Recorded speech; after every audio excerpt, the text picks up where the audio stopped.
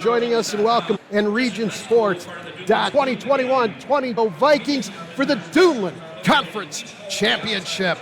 Along with Doug, guys, we are all pumped, and I'll tell you what, Doug, I said it to you, Chesterton comes out on the floor, the boys, they're doing their crowd, just going crazy on the others. Kuhlman walks around the corner and just looks up in the seats and has this matchup between. Rather be, and there's nothing I'd rather. It's a 5,000 attention between these two teams. The number one team in this. Absolutely unbelievable. Mike just mentioned, Valpo lost a home game in the regular. On this court. At the conference. Any of this one. So Chesterton is 20. And guys. Is the straw that stirs the drink of this undefeated Chesterton team.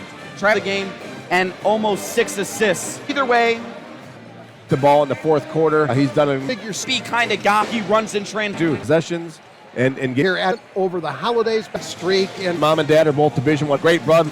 And on that one too. This one and we mark is when we talk about guards for the last grown accustomed to seeing, done a tremendous job of Victoria, who has come through that unofficially with this Virgil Sweet free throw. I know, but that is a number that helps. Like this, it's someone you might not expect that will play a big part in this game. Either one of you have anybody in mind that we should be watching for on both ball clubs? Again, as you talked about, I think that's where they earn their money. You know what I mean? They got to make adjustments. They got to figure that kind of thing out. But you got your money, guys. I think Chris Mullen, I love him as a competitor, going to Indianapolis University for football as their quarterback and just a great leader. Tyler Parrish, as you mentioned.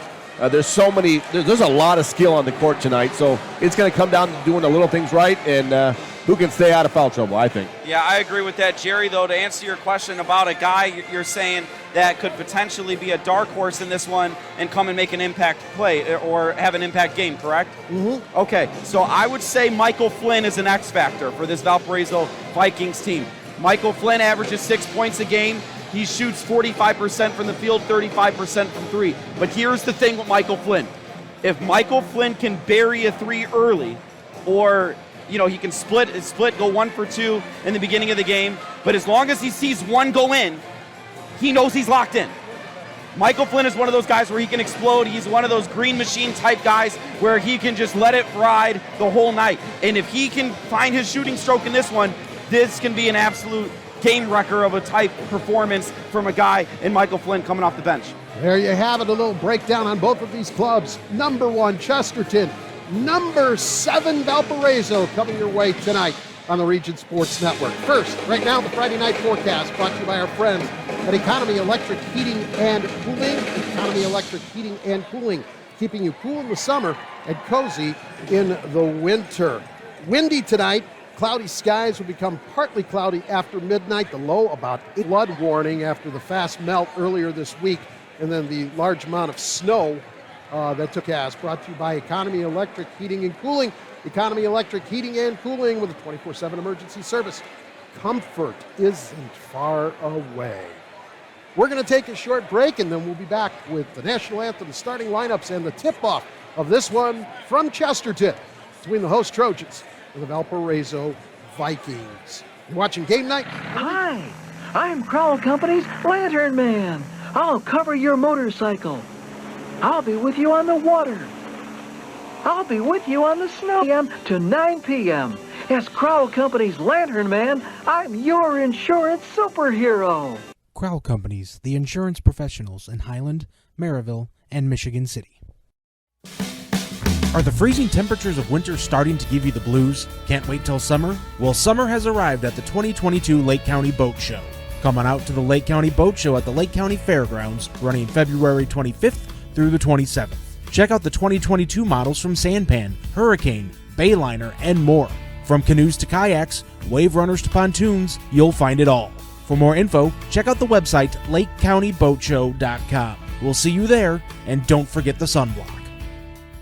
As a Northwest Indiana native and a seasoned real estate professional, Stephanie Cowger at White Hat Realty Group recognizes and values the trust her clients place in her and strives every day to exceed their expectations. With a vast knowledge of the area, Stephanie can help you find the right home at the right price. When selling, Stephanie will market your home aggressively, maximizing your equity to get you top dollar. Buying or selling, it's important to have the best representation. Give Stephanie a call and start making your real estate goals a reality.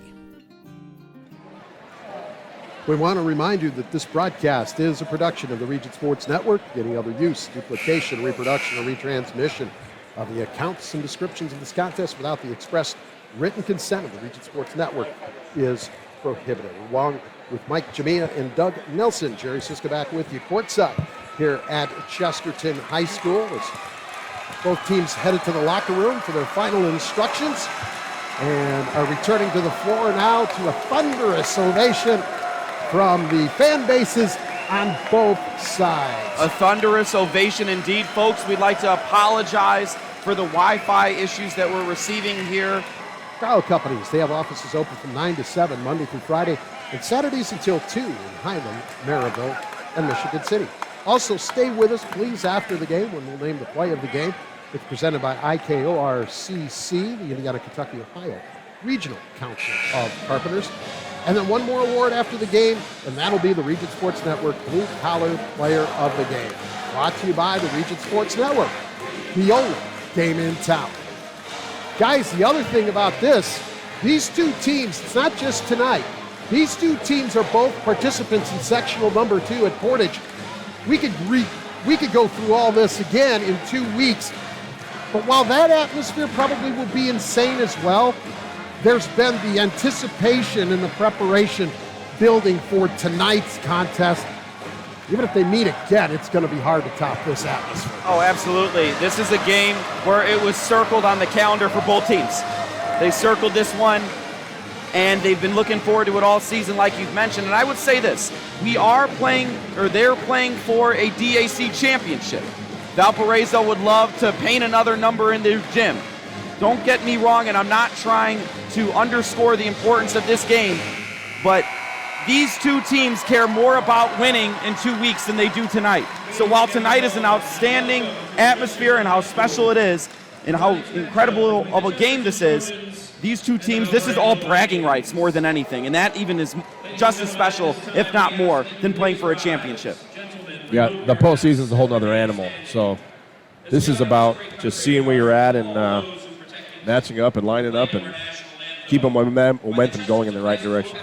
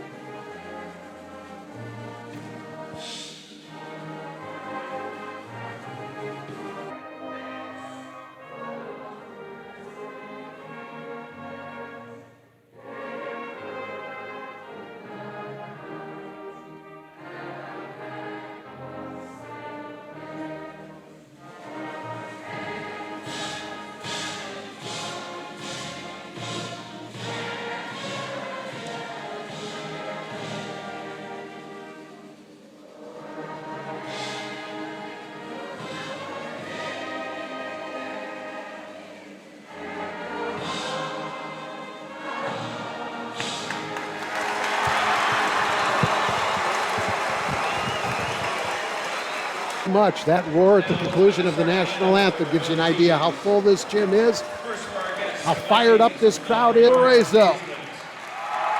Starting at a guard, a 6'1 senior, number 0, Adler Hazlitt. At a guard, 6 foot and a senior, number 4, Brees Walls. At a wing, 6'4 and a junior, number 5, Connor McCall. 6'1 and a senior. At a guard, 14, Blaine Dalton. And in the middle, 6'7 and a junior, number 33, Mason Jones. The head coach of the Vikings, Barrett Kuhlman, in his 7th year at Valpo with a mark of 137 and 40. And now the Roars, the home team, the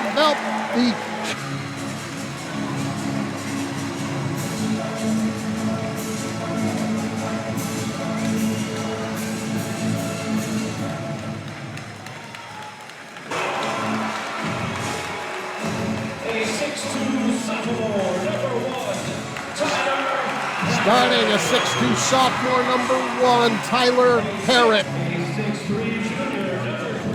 6'3 and a junior, number 3, Owen Guest. 6'4 and a senior, Travis Grayson. Head coach of the Trojans, Mark Urban, in his 6th year, Spencer and David Wolford. I think, guys, we are ready to get this thing going. Again, the buzz is here. It feels like a postseason game. It's going to be an exciting evening, and I'm just fortunate. I feel fortunate to be here and share it with you guys. This is special. Jump ball tapped into the backcourt, saved by Walls. First possession to the Vikings, who are in their road green. White lettering, white numerals, white and green trim on the sides of the jerseys. Chesterton in the home whites. Gold numerals, gold and maroon letters on the front of the chest, gold and maroon trim on the jerseys. Walls kicks it out. Jones brings it back out, now going to give it up to McCall. McCall dumps down the Walls. Spin move, puts it up over Parrish, won't go. There's Sims with the board. It's one thing I like about both these teams. They're just going to play tough, in-your-face, man-to-man defense and really make you grind for possessions. That's a nice play by Jones defensively, swatting a bounce pass intended into the lane. Out, turnover on the Trojans. Taking care of the ball is going to be absolutely critical in this one. Mason Jones with an early steal. Let's see what he does here. Pump fakes, goes up for 3, off the front of the iron. Long board comes down the Walls. He's got Grayson on him. We've played a minute, no score. I think if you're Coach Urban, you're okay with giving Jones that 3. He's tougher in the paint than he is out there. Yeah, contested jump shots is going to be the main goal for these defenses. That one's uncontested. Connor McCall for 3. First points of the night for the Vikings. They lead it 3-0. Connor McCall is such a smart player, outstanding catch and shoot player if he's open, and they leave him open there, and they pay for it. Guest with the basketball, gets a screen from Mullen, kicks it to Sims. Sims going to dribble, drive on McCall. Now kick to the corner. Parrish stepped on the sideline as he went to make his move. That's a second turnover in 2 possessions for Chesterton. Yeah, you can't have empty possessions if you're Chesterton or either team here if you want to compete with this in this ball game here for 4 quarters. So Wall's going to walk it up against Tyler Parrish. 3-0 Vikings, 6:20 first quarter. Wow. Walls inside, great cut, back door by McCall, great pass by Walls, 5-0 Valpo. Again, Connor McCall in the right spot at the right time, going through their offense very well. Brees Walls doing an outstanding this season, facilitating. He's averaging 6 assists per game. He gets his first one of the night here. Mullen with it. Gives it up to Guest. Comes here into the corner in Parrish. Back on top. That's Grayson. Grayson with a stutter move. Takes it to the hole and he's fouled. Travis Garrison going to get a couple of free throws. When you let him get off to his right hand, he's very tough to guard because he gets going downhill so quickly. Just a couple steps and he's at full speed. So you got to try to push him to his weak hand as much as you can. The foul's on Connor McCall. His first and the team first. Free throw by Grayson. Good. And Chesterton on the board. Travis Grayson's an 83% free throw shooter, like you mentioned, Doug. You don't want to let him go to his right hand, driving to the basket and finishing with his strong hand. He loves finishing with his right hand when he drives right. They want to push him left, and then you'll see him maybe take that right hand floater. Grayson hits them both. This Trojans trail 5-2. 5:45 left first quarter. Walls into the front court. Going to give it up Dalton. Back to Walls. Walls going to dribble, drive, now kick to the corner and Haslett. Haslett out on top, Jones. Jones between the legs. He has Mullen on him. Give it up to Walls. Walls going to go into the lane. He's cut off. Haslett made a great cut from the backside, but the pass a little low off his foot and out of bounds. First turnover on the Vikings. That was a little bit of an unforced turnover. You know, that was not the pressure defense, anything. But, you know, another thing to press, there's no secrets here. These guys know what each other are going to run. You know, it's just a matter of execution and taking care of the basketball. Well, on the last 2 possessions, first McCall, then Haslett. Off the weak side, some great cuts and losing their man by the Vikings. Chesterton going to have to shore that up from the weak side. It's hard to tell here because of how loud it is, but when you look at this Valpo defense and you see the mouths moving on this team, they're talking very well and they're communicating. Grayson with the floater. It won't go. Forward to McCall. Behind the back by Walls. Underneath Jones. Goes up. Nope. We've got a whistle and a foul on the floor. Brees Walls is outstanding in transition. Puts the ball behind his back. A highlight play, drops it off to MJ. MJ can't finish. He can't go up with it. The foul's on the ground. A good job by Chesterton to not allow him to shoot an attempt there. That was great ball handling there, and he had his head up the whole time. That's impressive by the young man. Something in the blood in the Walls family, I tell you what. George Varitis into the game for Chesterton. Michael Flynn and Jack Smiley enter for Valparaiso. 4:45. First quarter, 5-2 Vikings. This is Smiley with the ball. Gives it up to Dalton. Dalton takes it to the free throw line, stops, gives it up Walls. Walls to the free throw line, along the lane, kicks to the corner. Flynn for three, no. Board Smiley, left hand won't go. Mullen the board. We're talking about Jack Smiley. He's a freshman. Thrown into this environment, he's going to get better from this game tonight. Yes, this is the three. We've got a whistle and a foul. Yeah, Jack Smiley, I teased this in the pregame about a guy who came through the VBSA, the Basketball Skills Academy, the Valpo Basketball Skills Academy, led by Doug Walls and former head coach for the Vikings, Matt Thomas. He was there year one, about 5 years ago when it started. He's been a part of this program since he was in grammar school, and he's now a freshman, logging some very important minutes. That foul was on Mason Jones of Valparaiso. His first, team second. Entering the game for Chesterton was number 11, Carson Parrish. Dumped down low. This is Parrish with it. Works and can't get it to fall. Rebound Jones. Little out of control with that shot. If he goes up strong and into the body of the defender, he might get the call. But he's not going to get that call if you're kind of flailing. Jones step back. That's a two. His toe was on the line. But the jumper good. Mason Jones. Mason Jones is such a dynamic player. He's now taken that shot twice. He's just made that most recent one, but expect him to get some basket touches in the basket area as well. Travis Grayson with the drive to the basket. He scores it and he's fouled. Again, you let him get off to his right hand. He's a handful. I don't know if there's anybody around in the region that can stop him going strong to his right hand, but you got to really try to help and take away his strong part of his game. Michael Flynn with the foul for Valpo, his first, team third. Tyler Parrish back in. Excuse me, that was Owen Guest back in for Tyler Parrish for Chesterton. And now Travis Grayson is at the line to try to complete the old-fashioned three-point play. They're discussing that shot that was down here by Mason. His foot was on the line. His foot was on the line. And they were just making sure they did not count it as a three-pointer. Grayson hits the free throw. He has all 5 Chesterton points. 3.5 minutes left first quarter. 7-5 Vikings. There's Walls with it. Walls going to take it against Carson Parrish. It won't fall. There's Mullen with the board. I just love how Mullen plays the game. He does all the little things. His numbers, he's only averaging about 8 points a game, but he could be probably much more than that, but he's okay giving the ball up and setting ball screens and doing the dirty work under the rim. Been a varsity starter for the Chesterton Trojans for a number of years already. Grayson goes between the legs, trying to work against Walls, kicks to the corner. We've got a traveling violation against Grayson. That was good help side from the corner defense in Valpo. That's a good, that's a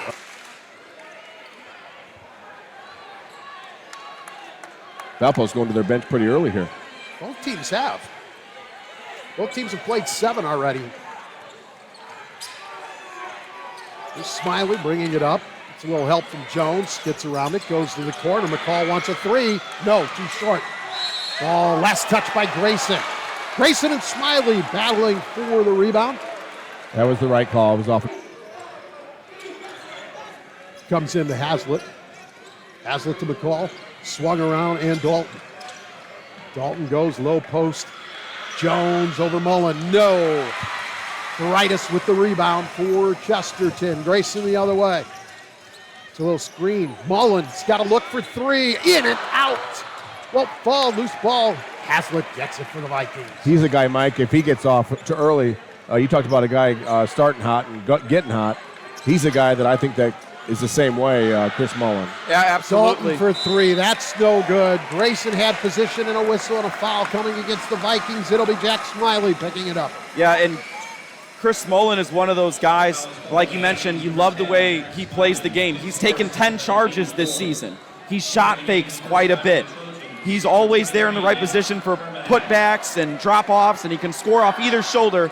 And just right there, he shows you that he's capable of knocking down that shot off the catch and shoot. Correct. Sims is back in the game, and Nick Fermenick in for the first time for Chesterton, number 23. Justin Sims is the kid you mentioned. I'm excited to see his future. I want to see him get in the weight room, put on some weight. Sims has it right now on the low post. Can't get the hook to go. Follow up. Won't fall either. Great job by Blaine Dalton getting in there, getting a tip, and Valparaiso secures the rebound. Yeah, I think Sims is just so explosive. Dalton down low to Walls. And then Dalton comes back and throws a lob pass to Brees Walls for the finish. Walls caught it and shot it without ever coming down on the floor. Sims with it. It's 9-5 Valparaiso. This is Parrish now. Spin move, looking for space, traveling. Blaine Dalton is a true D&3 guy. He can guard on the perimeter. He can stick a man for as long as you need him to, and he can knock down a 3. But early in this one, we're seeing him facilitating the ball, crashing the glass, things that he can also do. So be careful for Blaine Dalton in this one if you're Chesterton.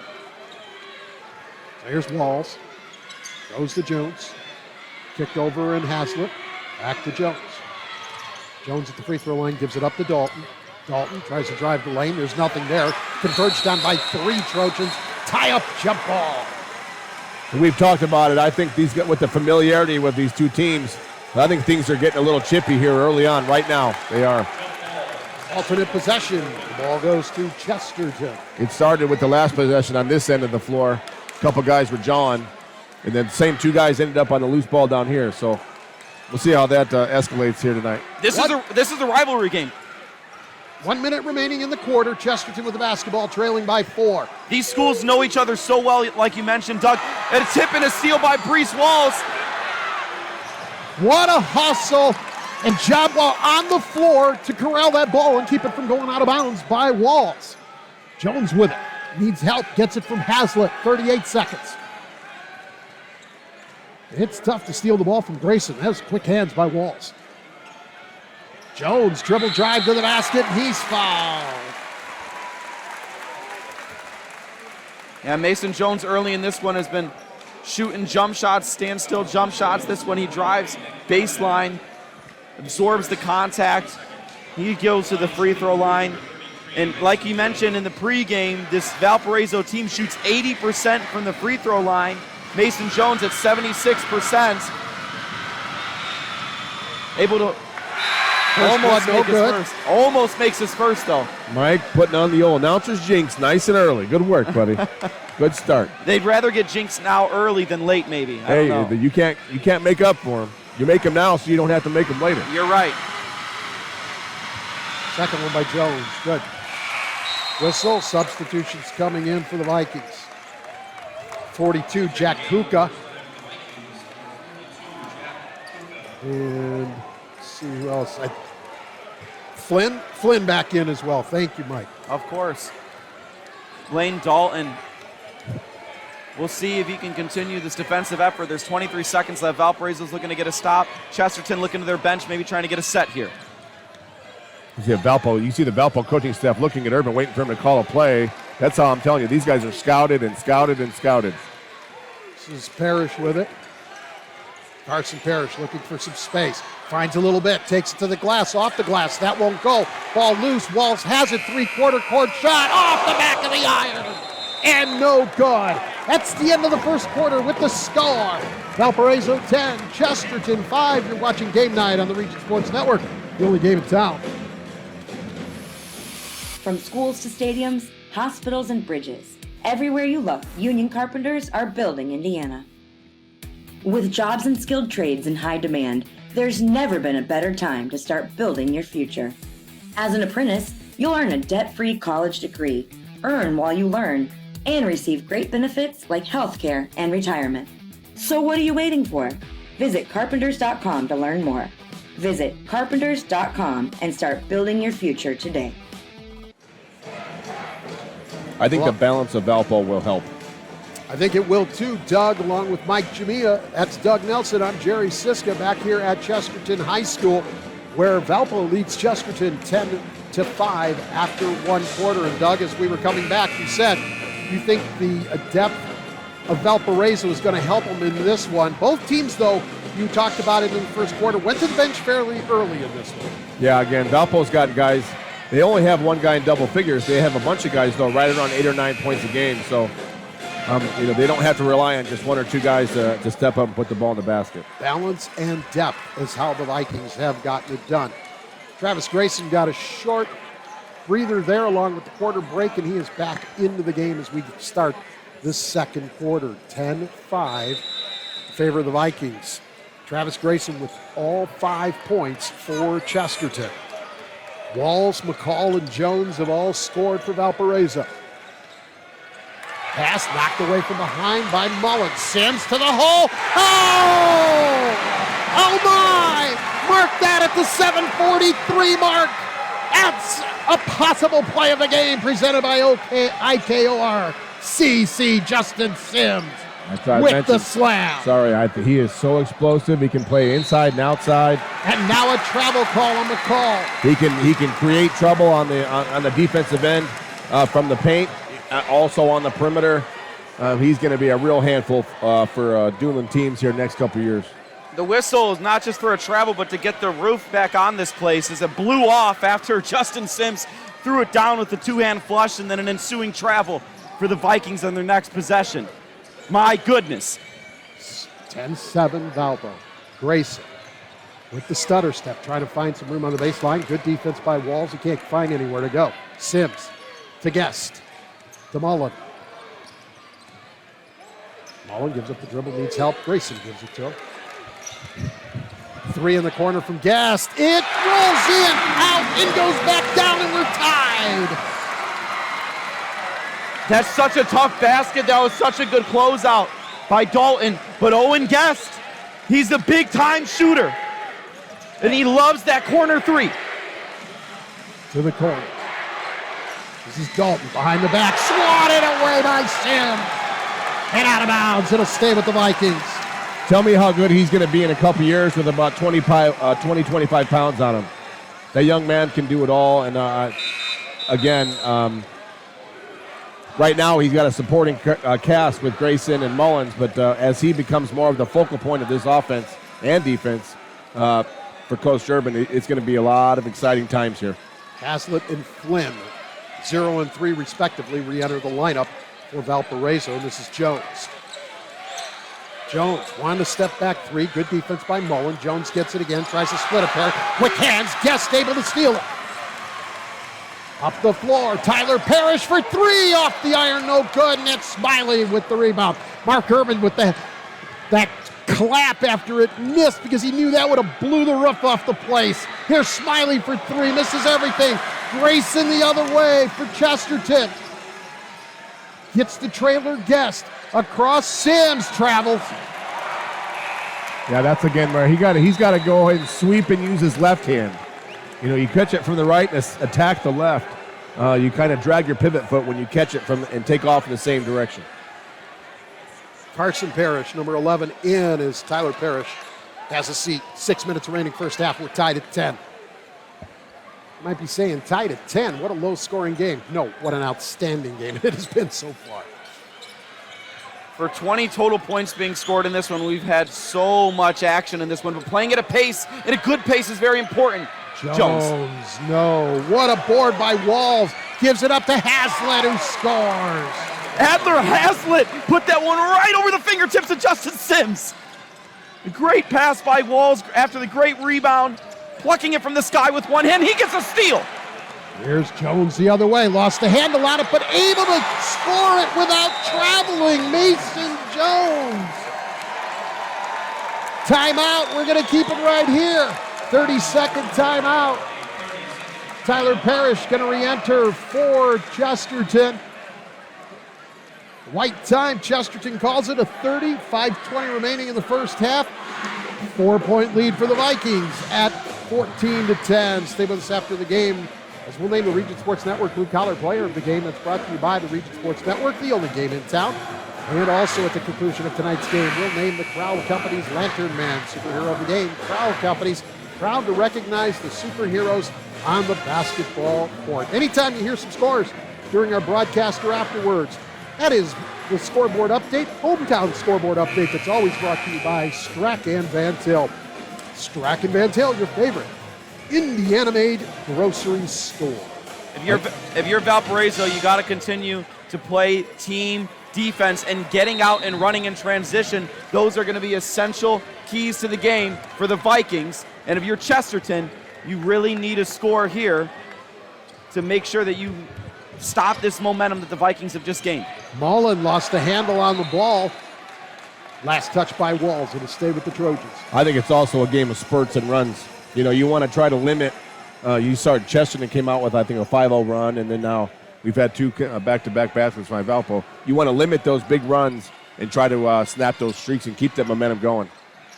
Sims going to be called for the offensive foul. That was Brees Walls that took the charge. Again, that's one of those, where Justin Sims needs to trust his left hand a little bit. They might have scouted that and know he's very dominant hand heavy, but he's got to be able to use both sides of the floor. First foul on Sims, third team foul on Chesterton. 5 minutes remaining in the first half. Yeah, Brees Walls is one of those guys where, you know, whether he fills up the box score or not on any given night, he is a true point guard. Great job taking a charge there after the rebound and the assist from the previous score for the Vikings. Jones goes to the corner to Hazlitt. Hazlitt back swinging it across court. Flynn on the dribble drive and gets it to fall. And we're going to get a whistle and a foul. Count the basket. It'll be a blocking call on Mullen.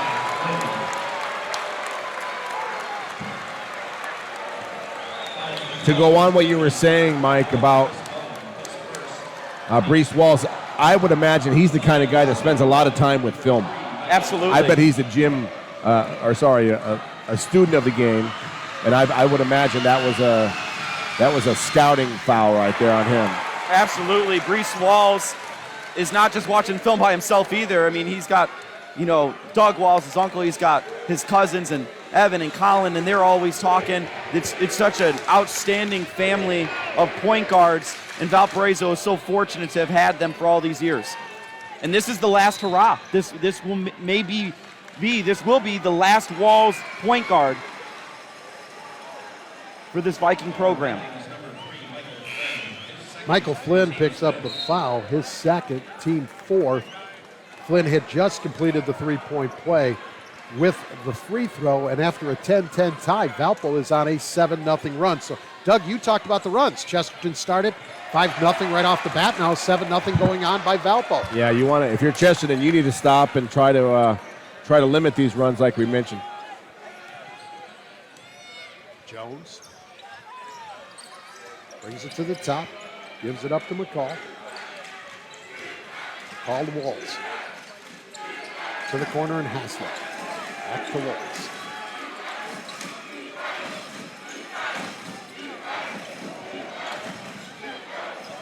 We apologize, folks, for the internet earlier. We hope it's been better. Dalton tried to get it down to McCall, but it goes out of bounds. It's really impressive to me to watch Walls and Grayson play and face each other here, and the importance of the strong point guard and how key they are to the success of your team in big games and in postseason. Grayson brings it across the timeline. Baritis with the basketball, goes low. Mullen to the glass, scores it. Chris Mullen, he can score off either shoulder. That stops the 7-0 Viking run. Haslett with the pump fake, finds room for the three, can't get it to fall from the weak side. Nobody blocked out McCall. He was able to get the board. Had it knocked out of his hands. It'll stay right here with Valparaiso. Again, you give good teams second opportunities. You know, you got to block out and limit them to one shot down the floor. A good team's going to take advantage of that. 17-12. Valpo with the lead in the basketball with 3:13 remaining in the first half. Walls with it, going to bring it between the circles, now back it up near the half-court line. Walls takes it left, gives it up to Jones. Jones looking for some help. Good defense by Chesterton, not giving Jones anywhere to go. Walls finally gets it, takes the baseline. Haslett back to the top. Dalton for three. No, and there's Grayson with the board. And he's going to push it up the floor on the left side. Sees some room. To the basket. Scoops. It won't go. Mark Urban wanted a call against Dalton. If you're Valpo, you want to run. When Mason Jones came down with that rebound, he should have went out and really pushed it. But now that they got it set in the half court, we're going to see what Coach Kuhlman wants. Jones with the pump fake goes to the basket, draws the foul. And Mark Urban saying, what the heck? And he's upset with that call, and he's pointing to the other end going, how come I didn't get the call down there? And Coach Kuhlman's wondering why that's not intentional. 25, Sean Casper picks up the foul, his first. Well, we talked about the importance of good guard play, but you also have two big guys with Mason Jones and Chris Mullins that can play on the inside and the outside. And it's how important. Jones has got just does a little head fake and gets Mullen up, gets him to stand up a little bit and drives right around him every time. And that ability to do that is going to be probably a reason why he plays at the next level someplace. Jones misses the first free throw. He'll get one more. Yeah, as you mentioned, Doug, he has to respect his outside jump shot. He has to respect his game. He loves going to that step back. So when he gets that little head fake, he's got to bite on it at least sometimes or at least a little bit. Yeah, we talked about that last week with the Carruthers from Crown Point girls program. And just a little eye fake, just look up to the rim and how much that pulls the defense right up on you so you can drive right by him. Jones split the pair. It's an 18-12 Valparaiso lead with 2:15 remaining in the first half. Levin Carson Parrish back into the game for Chesterton. Mullen to the goal. This time he got the foul. Yeah, again, you got two big guys that are able to get to the rim like this, and somebody has to make a decision. Are you going to help or are you going to let him finish all the way and see if it's going to really test the depth of both teams here tonight? Chris Mullen going to go to the line to shoot two after the foul on number 5, Connor McDowell. 42, Jack Kuka into the lineup for the Vikings. Jack Kuka had that offensive rebound earlier when nobody was boxing him out. He's one of those guys where he's not necessarily a physically imposing player. He is very physical, he is very scrappy, but that's not his greatest strength. His greatest strength is his brain. He's an outstanding player because of his outstanding intelligence. So him coming in here with 2 minutes to go in the half is going to be critical for Valparaiso to hopefully maintain this lead if you're a Vikings fan. Mullen misses the first free throw. He'll get one more. Again, we apologize for the intermittent interruption we have of our video stream. But we're good right now, so sit back and enjoy. Mullen's second one, no good. So Mullen misses them both. Jones with the board. Again, you talk about those, that's like an empty possession almost. I know you picked up a foul on the Viking defense, but when you get a chance to get to the line, you got to convert. Jones with it. Takes Mullen down low in the paint. Fade, no. Mullen forward. You got to pick up Travis Grayson. Nice. Grayson, he found Varitis wide open. Got him the pass. Varitis off the glass and good. One of the easiest ways for a big guy to score is rim run. Get to the rim before your defender gets down there. That's a great job by George Varitis. Smiley with the floater along the baseline. Can't get it to fall, but he's going to get a couple of free throws as we have a whistle and a foul. Along with the great look by Grayson. Tyler Parrish picking it up his first. Yeah, you mentioned Varitis. He's a long wing for this Chesterton Trojans team, and he does the majority of his scoring by running in transition, but he also will cut to the basket off ball. You got to be mindful of that if you're the Vikings, and if you're Chesterton, you got to be looking for him when he cuts to the basket. Just the hustle of running block to block is going to get you 6 or 8 points a night. With a point guard like Travis Grayson, absolutely. They'll find you. Smiley hits the first free throw. As Sims re-enters the Chesterton lineup, but he misses the second. Grayson with the board. 19-14, Valpo, 1:20 remaining. Grayson to the glass. Can't get it to fall. Whistle to foul. Travis Grayson going to go to the line to shoot a couple. Travis Grayson has had his way of going to his right and going up with his right hand. He loves to drive right and finish with his right hand. If you're Valparaiso, I know it's so difficult to do this in transition, but any opportunity you get to try to slow him down and force him to his left is going to be what you want. Ideally, you want him to take contested jump shots. He hasn't had to do that all night. He's been outstanding in this one. Reese Walls picks up the foul, his first, team 7. Well, the strength of his game is going to the basket, not necessarily shooting from the perimeter. Yeah, that's why you want to, force those contested jump shots if you're Valparaiso. But Travis Grayson is having his way tonight. Yeah, right now. He's only a 32% three-point shooter, so maybe back off of him a little bit and force him to shoot from outside. He hits the first free throw, 19-15 to score. Grayson with one more.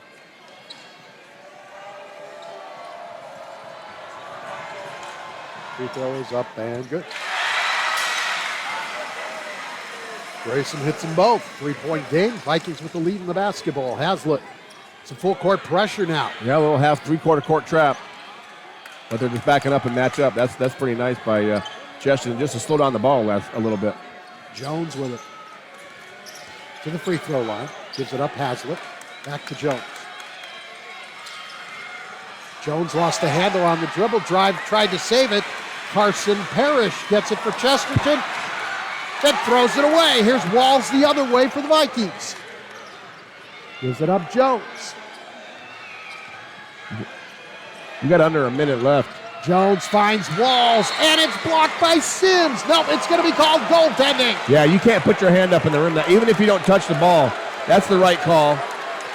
Basket interference. Walls. You're not allowed to do that. Even if you don't touch the basketball, that's the right call by the official. He's going to come over and talk to Coach Urban about it.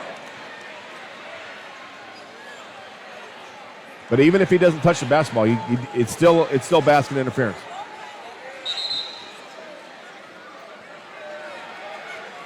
So the field goal is good. It's a 5-point game.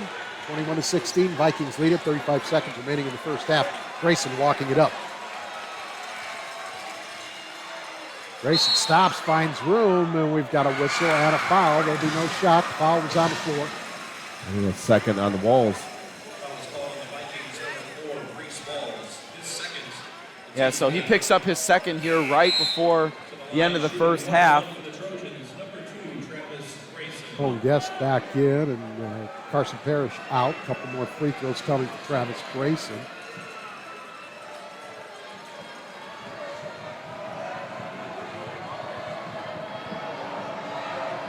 First free throw is good.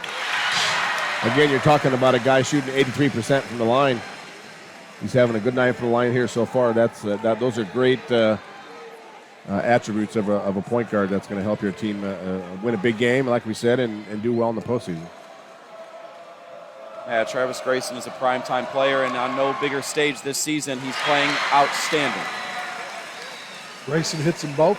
Pull his team within 3 with 28 seconds remaining. Walls staying in the game with the 2 fouls here in the final seconds of the first half.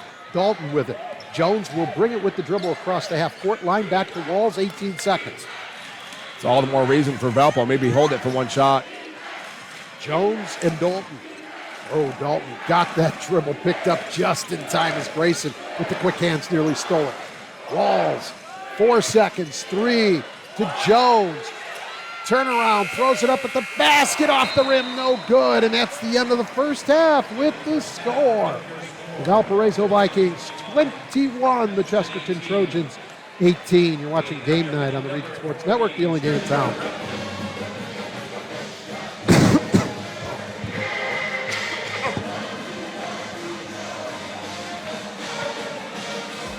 Did you know? They decorate over 210,000 cakes a year. Did you know? Their butcher will cut your meat your way. Did you know? They have trained floral designers in store. Did you know? They will make your wedding cake. Did you know? They have a variety of deli bakeable entrees. Did you know? Their online app has coupons and so much more. Who does that? Strachan Van Til. Now you know.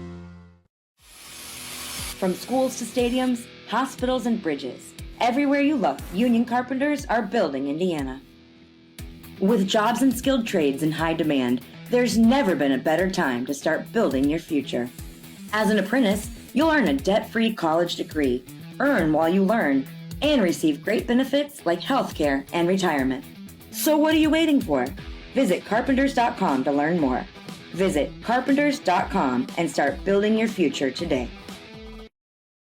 Java Wave at your local Family Express is the perfect way to get your day started or keep you moving at any time. With 12 freshly ground bean-to-cup flavors to choose from, Java Wave at Family Express has just what you're looking for, whether it's hot or iced coffee. To see all of the delicious flavor options and to find a Family Express near you, log on to familyexpress.com/JavaWave. Lights Team Sports in Valparaiso is a leader in athletics apparel and equipment. Sports medicine experts at Orthopedic Specialists of Northwest Indiana is committed to getting athletes back in the game, with a focus on not only helping patients recover from injuries, but helping improve athletic performance to prevent injuries. Orthopedic Specialists provides the most advanced, comprehensive care to their patients. To learn more about all orthopedic specialists can do to help rehab and prevent athletic injuries, visit them on the web at osni.org or call them at 219-923-3300. Orthopedic Specialists of Northwest Indiana, providing world-class care to Northwest Indiana for over 20 years. As a Northwest Indiana native and a seasoned real estate professional, Stephanie Cowger at White Hat Realty Group recognizes and values the trust her clients place in her and strives every day to exceed their expectations. With a vast knowledge of the area, Stephanie can help you find the right home at the right price. When selling, Stephanie will market your home aggressively, maximizing your equity to get you top dollar. Buying or selling, it's important to have the best representation. Give Stephanie a call and start making your real estate goals a reality. Are the freezing temperatures of winter starting to give you the blues? Can't wait till summer? Well, summer has arrived at the 2022 Lake County Boat Show. Come on out to the Lake County Boat Show at the Lake County Fairgrounds, running February 25th through the 27th. Check out the 2022 models from Sanpan, Hurricane, Bayliner, and more. From canoes to kayaks, wave runners to pontoons, you'll find it all. For more info, check out the website lakecountyboatshow.com. We'll see you there, and don't forget the sunblock.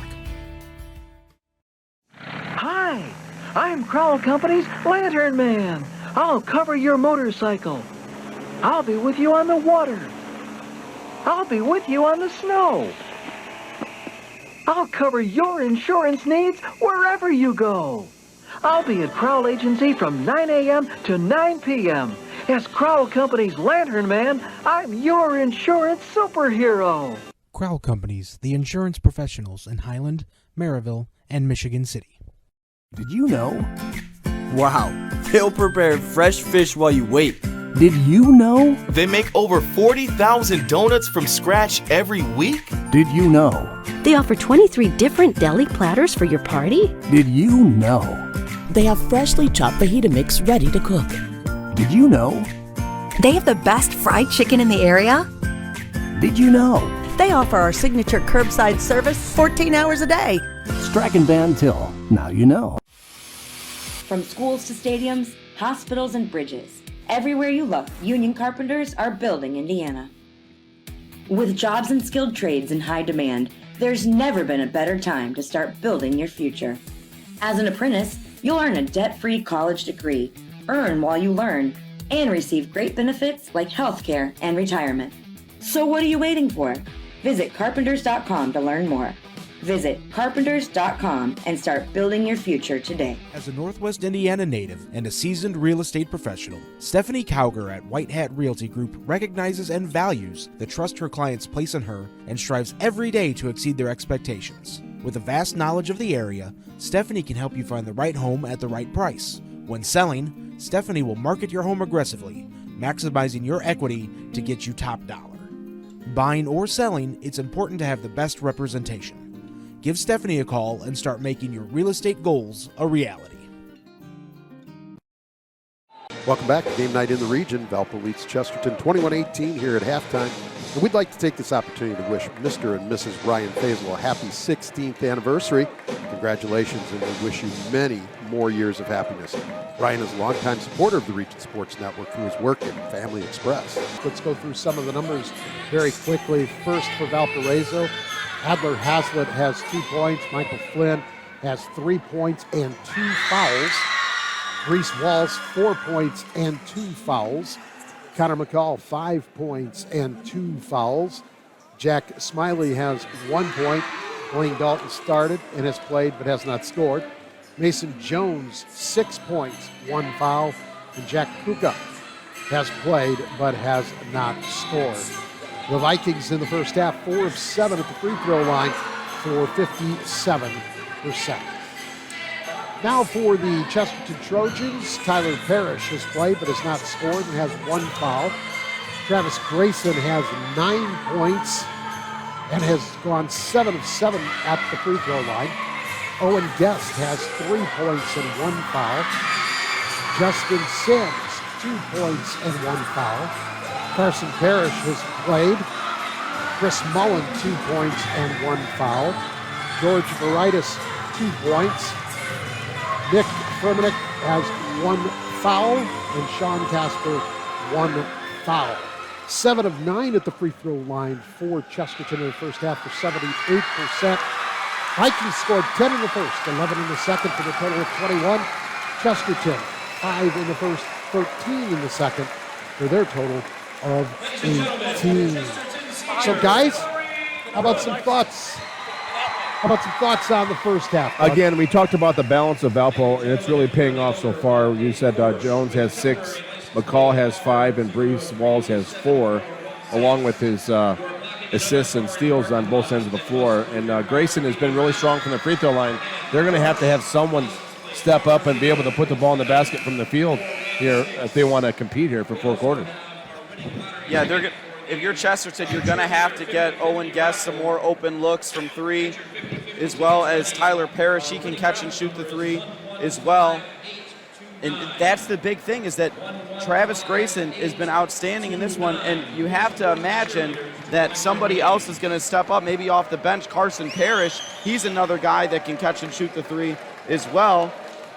And we have seen this Chesterton team go on big runs. So maybe perhaps at halftime you see some adjustments and they put themselves in a position to make a strong run in this one in the third quarter. I think they're going to have to, in my opinion, I think they're going to have to score from the paint. I think Chesterton's got to get some baskets from the block-to-block area. And Chris Mullen and, like we mentioned, Justin Sims, they've only have a combined 4 points. Is that correct, Jerry? 4 points between the two of them? Sims and who? Sims and Mullen. Chris Mullen. Yes, yeah, just 4. Yeah, that's a big area, I think, that Coach Urban has got to try to get more out of here in the second half. Yeah, and that's where it all starts. I think for both of these teams, what they really like to do is they like to get inside-out opportunities. So getting the ball into the paint, getting the ball into the basket area, and then perhaps kicking out for 3. But like you mentioned, scoring in the paint is going to be something that's very important for this team, because you mentioned those 4 points. Justin Sims, his 2 points was that slam dunk, and then the other 2 point by Chris Mullen, I believe. I mean, it was that one shot in the basket area. But Justin Sims, one thing that we know of him and that we've seen all year is that he can score in multiple ways from the post, and he hasn't done that yet. Not yet. And Mullen, and again, a lot of their points also come from second chance opportunities. So Valpo has done a pretty good job of limiting those second opportunities. And, let's see if, like I said, let's see how the coaches, any changes that either one would make here in the second half, and see if it makes a difference and allows one team to pull away. So 21-18, Valparaiso leads Chesterton. I think we got time, Nate, to squeeze in a 30 real quick before we start the third quarter. Let's do that. You're watching Game Night on the Region Sports Network, the only game in town. From schools to stadiums, hospitals and bridges, everywhere you look, union carpenters are building Indiana. With jobs and skilled trades in high demand, there's never been a better time to start building your future. As an apprentice, you'll earn a debt-free college degree, earn while you learn, and receive great benefits like healthcare and retirement. So what are you waiting for? Visit carpenters.com to learn more. Chesterton High School as we get set to begin. Owen Guest, Justin Sims, and Chris Mullen on the floor of the original. Into the basket, Doug. Yeah, that little pirouette thing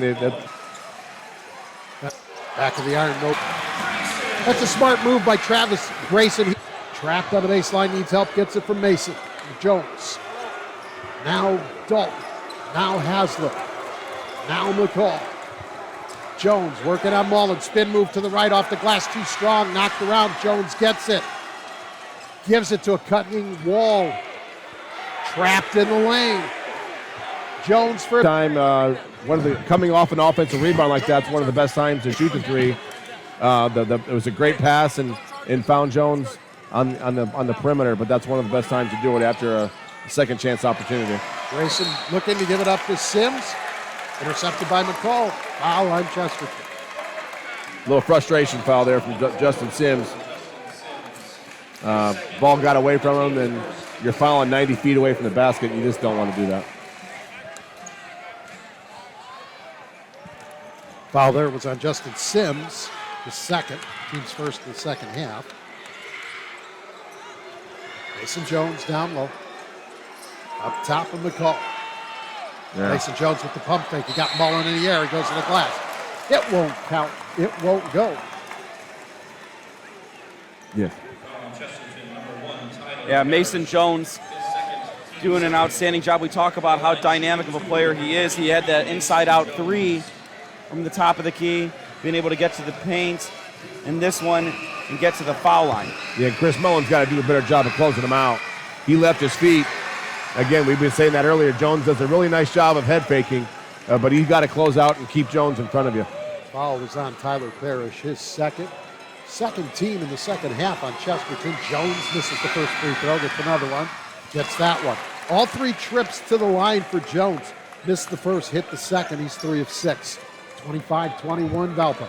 Grayson. And that's a sign of a good free throw shooter, to be honest, is that making adjustments and making your second one. He shoots 76% from the free throw line, so water will always find its level.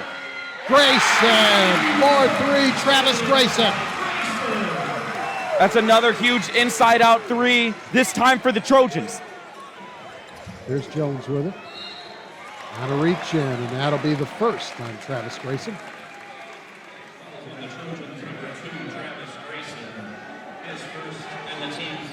Third already on Chesterton. Still 5:59 remaining in the third quarter.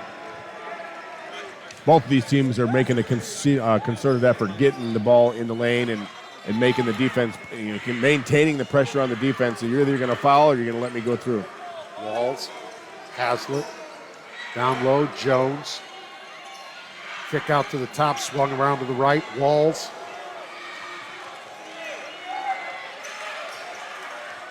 We got a mismatch underneath. We got Grayson trying to guard Jones in the paint. They just let him switch back outside. Hazlitt. Jones has it. Mullen on him. Pump fake. Dalton. Jones up. No. 3 Trojans there, and Grayson with the board. He brings it up on the dribble with the crossover to the glass. The scoop. It's Jones on the block. Mullen gets it. 3 ball on the way. That's no good. Walls gets it. It's great interior defense on Jones. He was going straight up. He might have left the ground, but that's okay as long as you're reaching straight up for the sky. Jones wants a 3 from the left corner off the iron, off the top of the backboard and out of bounds. It'll go to Chesterton.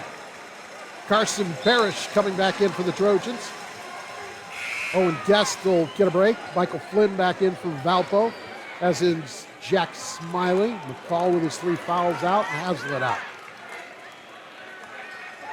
If you're Chesterton, you want to continue to work inside out. Get the ball inside, try to move the ball around, get the ball to Mullins. The defense might be would cave in on that look and maybe give you some more outside looks. Parrish to the corner to Tyler Parrish. Good job by Flynn in the post there, working defensively. Yep. That's it. Sims with the field goal, Justin Sims. I think Sims could get that anytime he wanted. Yeah, he's going to have his handful down there. He was working very well, but that pass was right on the money. He was working hard in the post. Chesterton there switched to a 2-3 zone. That's unlike Coach Urban, but Coach Coleman did not like what he saw here. And again, a little game of runs here. Chesterton takes the lead, and Coach Coleman will try to regroup with his team during the timeout. The timeout is called by Valpo. It's a 30-second timeout, 4:29 remaining here in the third quarter, as Chesterton has regained the lead, 26-22-5. Yeah, perhaps one thing Coach Kuhlman is talking about is seeing the basketball area. You mentioned earlier, Doug, you brought it to everyone's attention on the broadcast, where they had a mismatch in Mason Jones down there. You always constantly got to be seeing the basket area. You have to be looking for cutters. You have to do that, as well as reversing the ball in this one and getting this Chesterton defense to move. Yeah, one of the first things you want to do, you catch in the triple threat. If you're not able to score, look inside. Try to take advantage of those big mismatches. There's Valpo inbounding the ball. It'll be Michael Flynn to do so right in front of the scorer's table.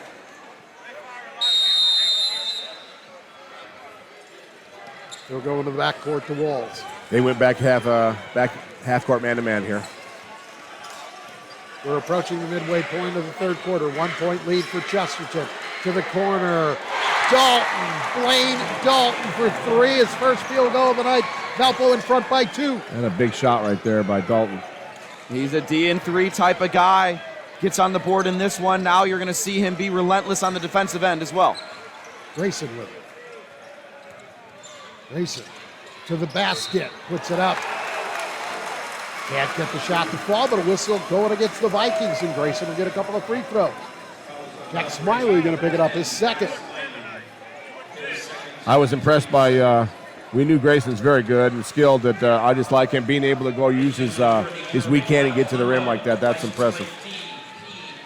But this is what he does in the second half. He gets to the rim. Valparaiso getting set to come back into the ball game. Here's a Strachan Van Til hometown scoreboard update. Portage leads LaPorte 28-22 at halftime. That's your scoreboard update brought to you by Strachan Van Til. Strachan Van Til, shop online for delivery or curbside pickup at strachanvantil.com. Grayson's first free throw, good. We'll get him up. Grayson again converting from the free throw line at that high rate.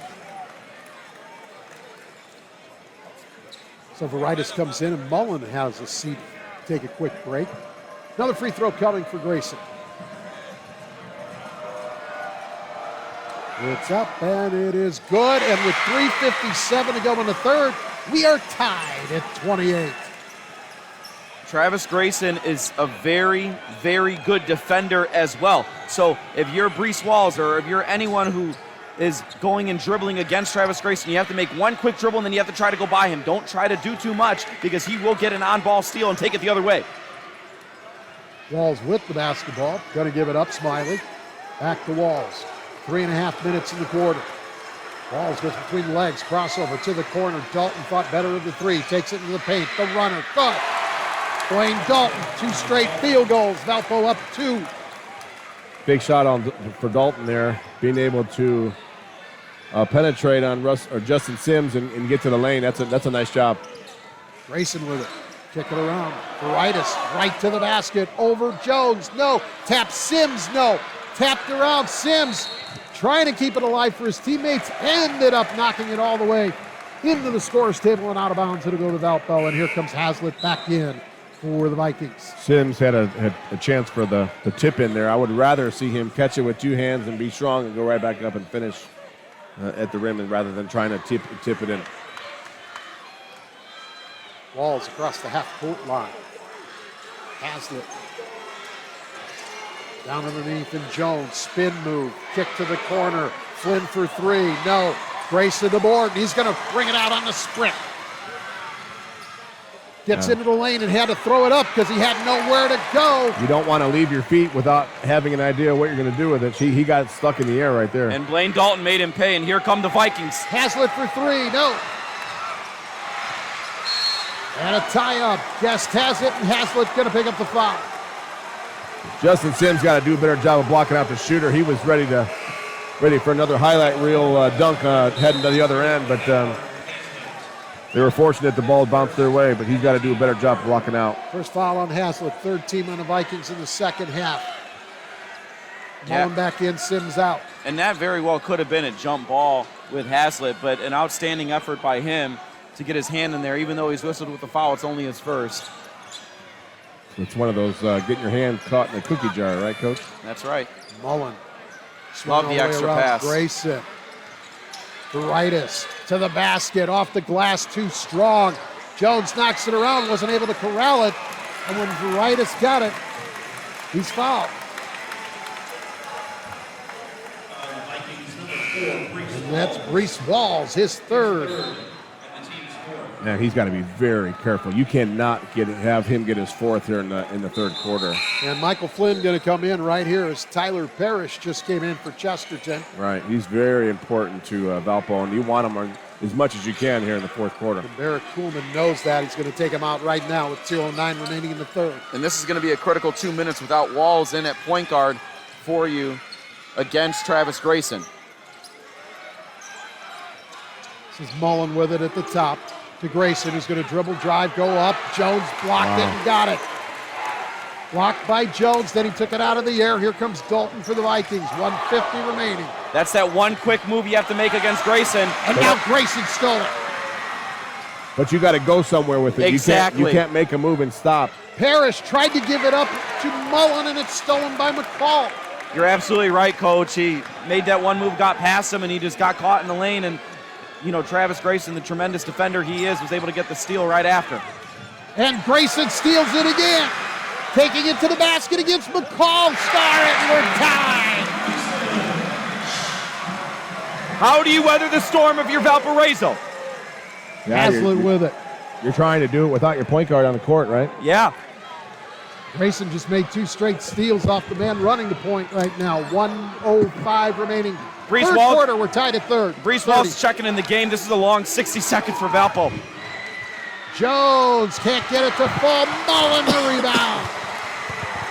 I would let him sit on the bench. It's not worth a foul here. Grayson counted and a foul on Dalton.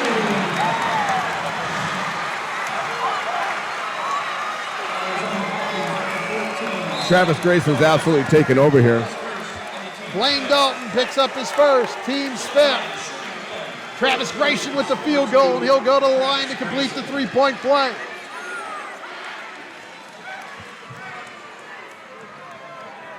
This place absolutely erupted after that. That was a big-time play. That call could have went either way, Mike. That was a 50-50 call right there. With a couple guys from foul trouble for Valpo, I wonder if maybe they think about holding the ball for one shot here at the end of the quarter. Yeah, that'll be a long 50 seconds, but that's something that they may have to do. Is Travis Grayson, like you said, has taken over in the absence of Brees Walls, but he's back into the game and he has the ball. So they kind of go into this offense right here where they do actually like to hold the ball out of this action. They'll have Walls, they'll pass, they'll replace at the top of the key, so he'll catch it, and then Mason Jones will go in there and he'll replace it. This is what they're doing, is they're trying to hold the ball here for one final good look. Now they get out of it. Perhaps Coach Kuhlman wants a set. No, they're back in it. They'll get a set here with about 10 seconds left to go. And we're at 10 seconds. Here's Jones with it, bringing out to the half-court line. Walls to the corner. Flynn for three. Oh, man. What a nice play. Michael Flynn with the three to tie it at 33 to end the third quarter. It is a heavyweight fight that's going to go to the finish. Don't go anywhere. 33-33 after 3. You're watching Game Night on the Region Sports Network, the only game in town. Java Wave at your local Family Express is the perfect way to get your day started or keep you moving at any time. With 12 freshly ground bean-to-cup flavors to choose from, Java Wave at Family Express has just what you're looking for, whether it's hot or iced coffee. To see all of the delicious flavor options and to find a Family Express near you, log on to familyexpress.com/Java Wave. Up your total, but I don't think so.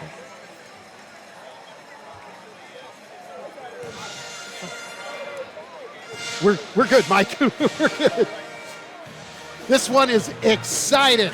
Doug is, I am, Mike is. What a game we have right here, guys. 33-33 after 3 quarters. And you were saying during the break, Doug, Valpo ran that half court for the shot they wanted to perfection in that final 45 seconds. That was great execution, and that's what happens when you have seniors. You know, Michael Flynn was over there patient. Haslett did a great job. Mason Jones did, that was great execution. And they got their shot they were looking for, and they got it when they wanted it, more importantly. Walls has 3 fouls, try to keep him from getting his 4th. And that was, Coach looks pretty smart when the ball goes in the basket, but that was That was the look that Valpo wanted right there.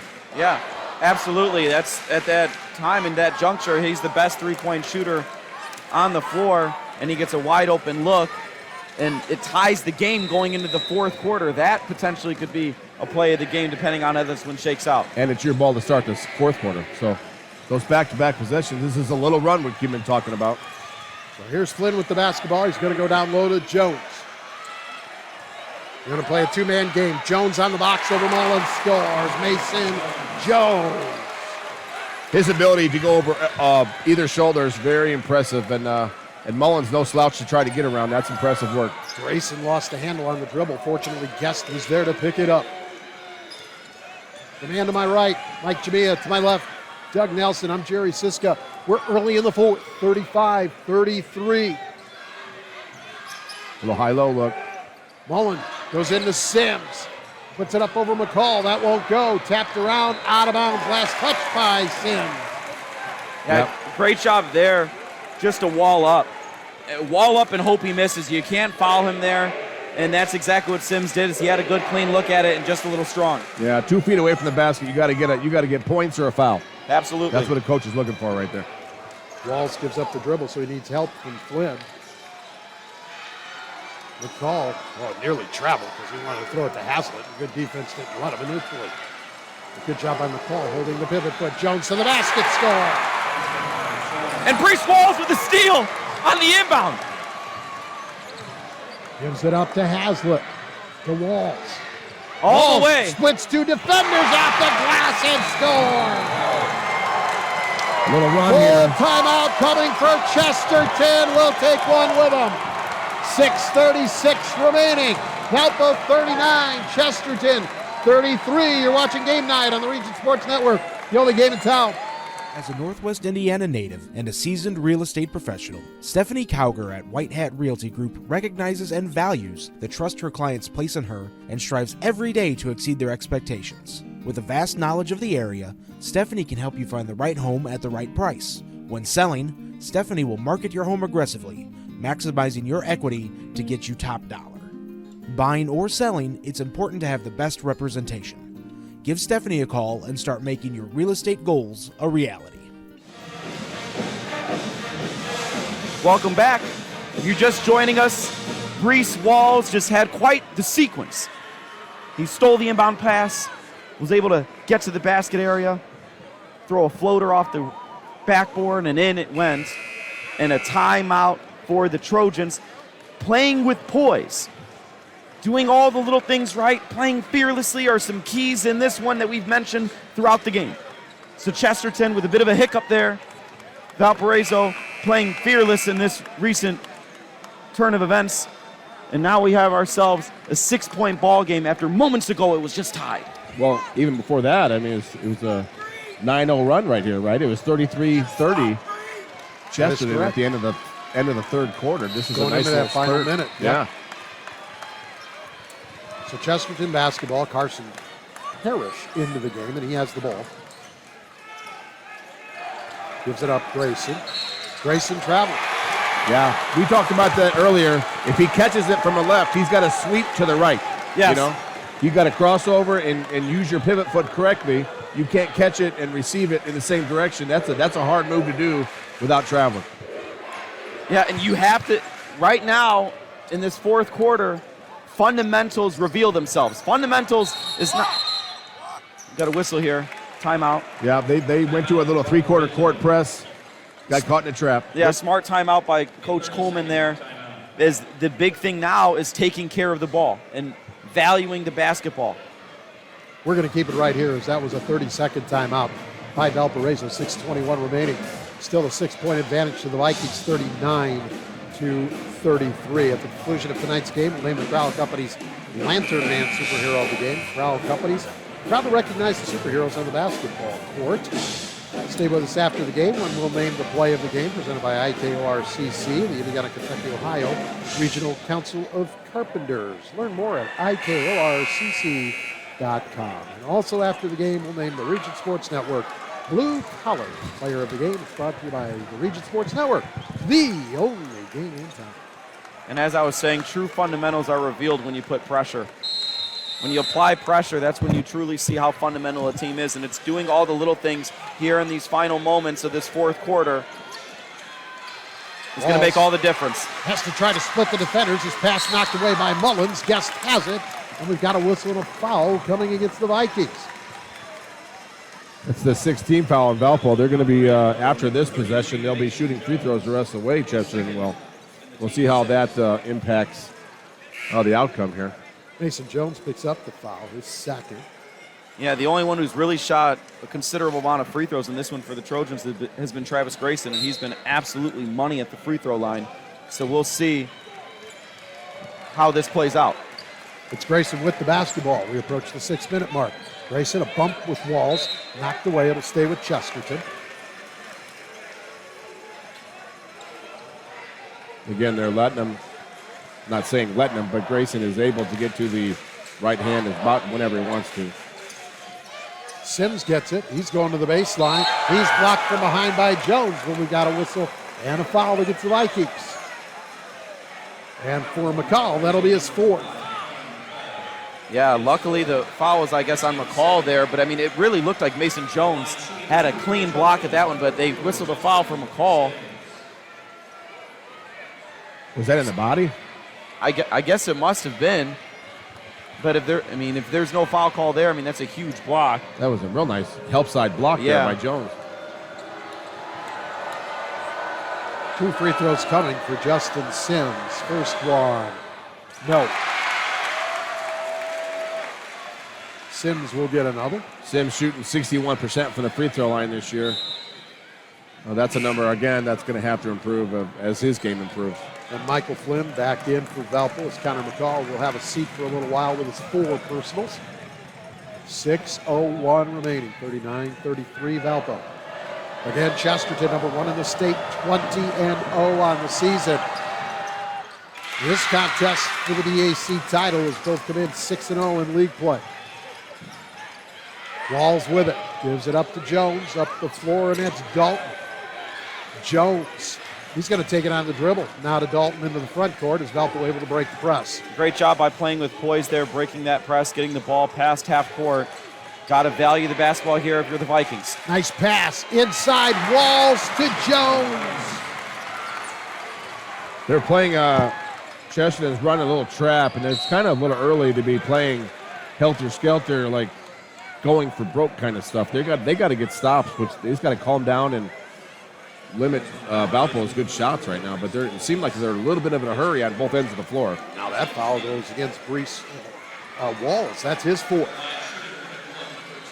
Again, they just got to get stops. You can go trap here, but like we saw them do earlier, they trapped here 3/4 court. But once Valpo got it over, they went ahead and matched up, and that was. Grayson missed the free throw. Mullen able to get the rebound. Yeah, there's 5.5 minutes in this one. You're right. They just need to get stops. They need to play clean. They have a second chance here. Grayson with it. Loves Grayson rejecting that spin screen. Move on Dalton. Off the glass. Scores it, and he's fouled.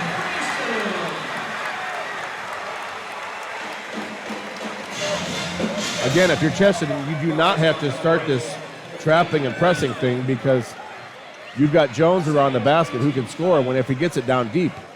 5:18 left to go. We got a lifetime of a game left. Blaine Dalton with the foul, his second, 9th team on Valpo. Grayson to try to complete the 3-point play. Up and good. 4-point game, 41-37. Still 5:15 to go. Haslett with it. Boy, Haslett didn't want to dribble into the trap, but had some room to get it across the half-court line. Now Walls to the glass with the right hand from the left side. Again, Doug, like you mentioned, I don't know why, like you mentioned, playing helter-skelter here. There's still 5 minutes left. Yeah, again, the Valpo, it's not like you're playing a team with bad guards, you know. Grayson, same thing with the right hand from the left side. Hits the layup, 4-point game. Yeah, they're breaking this press with diagonal passing just exactly the way you're supposed to. Coach Irvin's matching up. He backed off. That's a good call by Coach. 4:35 remaining, 43-39 Valpo. Oh, nearly stolen there by Guest. Corner, Jones. Pump fake, takes it to the lane. Whistle. The foul's going to be on the floor against Owen Guest. Yeah, great pump fake there, getting the defender flying through the air, and then MJ driving baseline. The whole Valpo bench is arguing that should have been perhaps intentional. It's a hard Doolin foul. It was nothing dirty about it. But again, it starts with a bad Mullen closeout. Absolutely. That's only the fourth team foul on Chesterton, so the ball will be out of bounds to Valpo under their own basket on the left side. Second foul on Guest. 4:26 remaining. Back action we go. Walls to look to bring it in. Takes it all the way in the backcourt to Haslett. Carson Parrish on him. Walls comes and gets the basketball. Walls trapped near the half-court line, gets it up to Haslett. Out to Jones at the top of the key. Back to Walls. So Valpo's going to have to look to pass and cut here. Walls to Jones, can't get the shot to fall. Tapped around, rebound, Carson Parrish. Here comes Grayson the other way. Mullen to Grayson. Grayson, dribble drive, runner off the glass. That's no good, but Travis Grayson going to go to the line and shoot a couple. And that's the thing, when Travis Grayson goes to his left, he likes to take that floater with his right hand, and that is such a better option if you're Valparaiso to see him do that than drive right and finish with his right hand for a layup. That's a great observation there, Mike. I think the Chesterton bench is a little confused why they have 10 team fouls and Chesterton only has 4, and it's pretty physical on both ends of the floor right now. Fouls on Blaine Dalton, that's his third. Travis Grayson to the line to shoot a couple. With the 10 team fouls you mentioned, Doug, Chesterton will now shoot 2 free throws on every whistle for this final 3:56. Yeah, again, if you're Chesterton, you just want to play nice, strong half-court defense, man-to-man. Try to make him shoot over you. Don't let him score around you, and limit him to one opportunity. You got a one-possession game. There's no reason to roll the dice just yet. No, yeah, you just play great team defense. You rebound the basketball, you communicate, you talk on both ends of the floor, you play fearless, and just bottom line is you're playing for a championship at home. In a close game, you gotta love this. Yeah, they've extended their defense to full court again. Grayson hits them both. It's a 43-41 game, 3:50 to play. Valpo with the possession and the lead.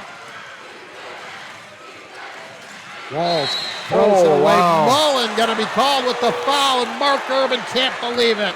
Chris Mullen going to pick up his second.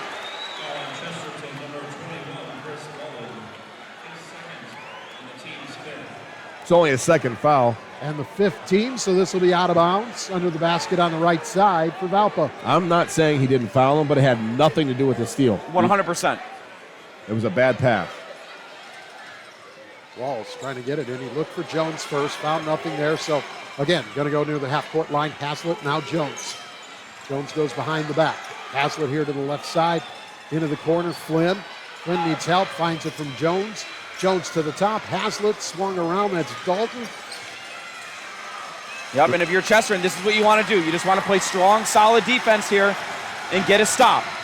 Jones, jump, stop, pop, whistle, and a foul. I believe that's going to be Mullen again. And it's going to send Jones to the line for a couple. That's his third foul. Coach Irvin thought Mullen was straight up.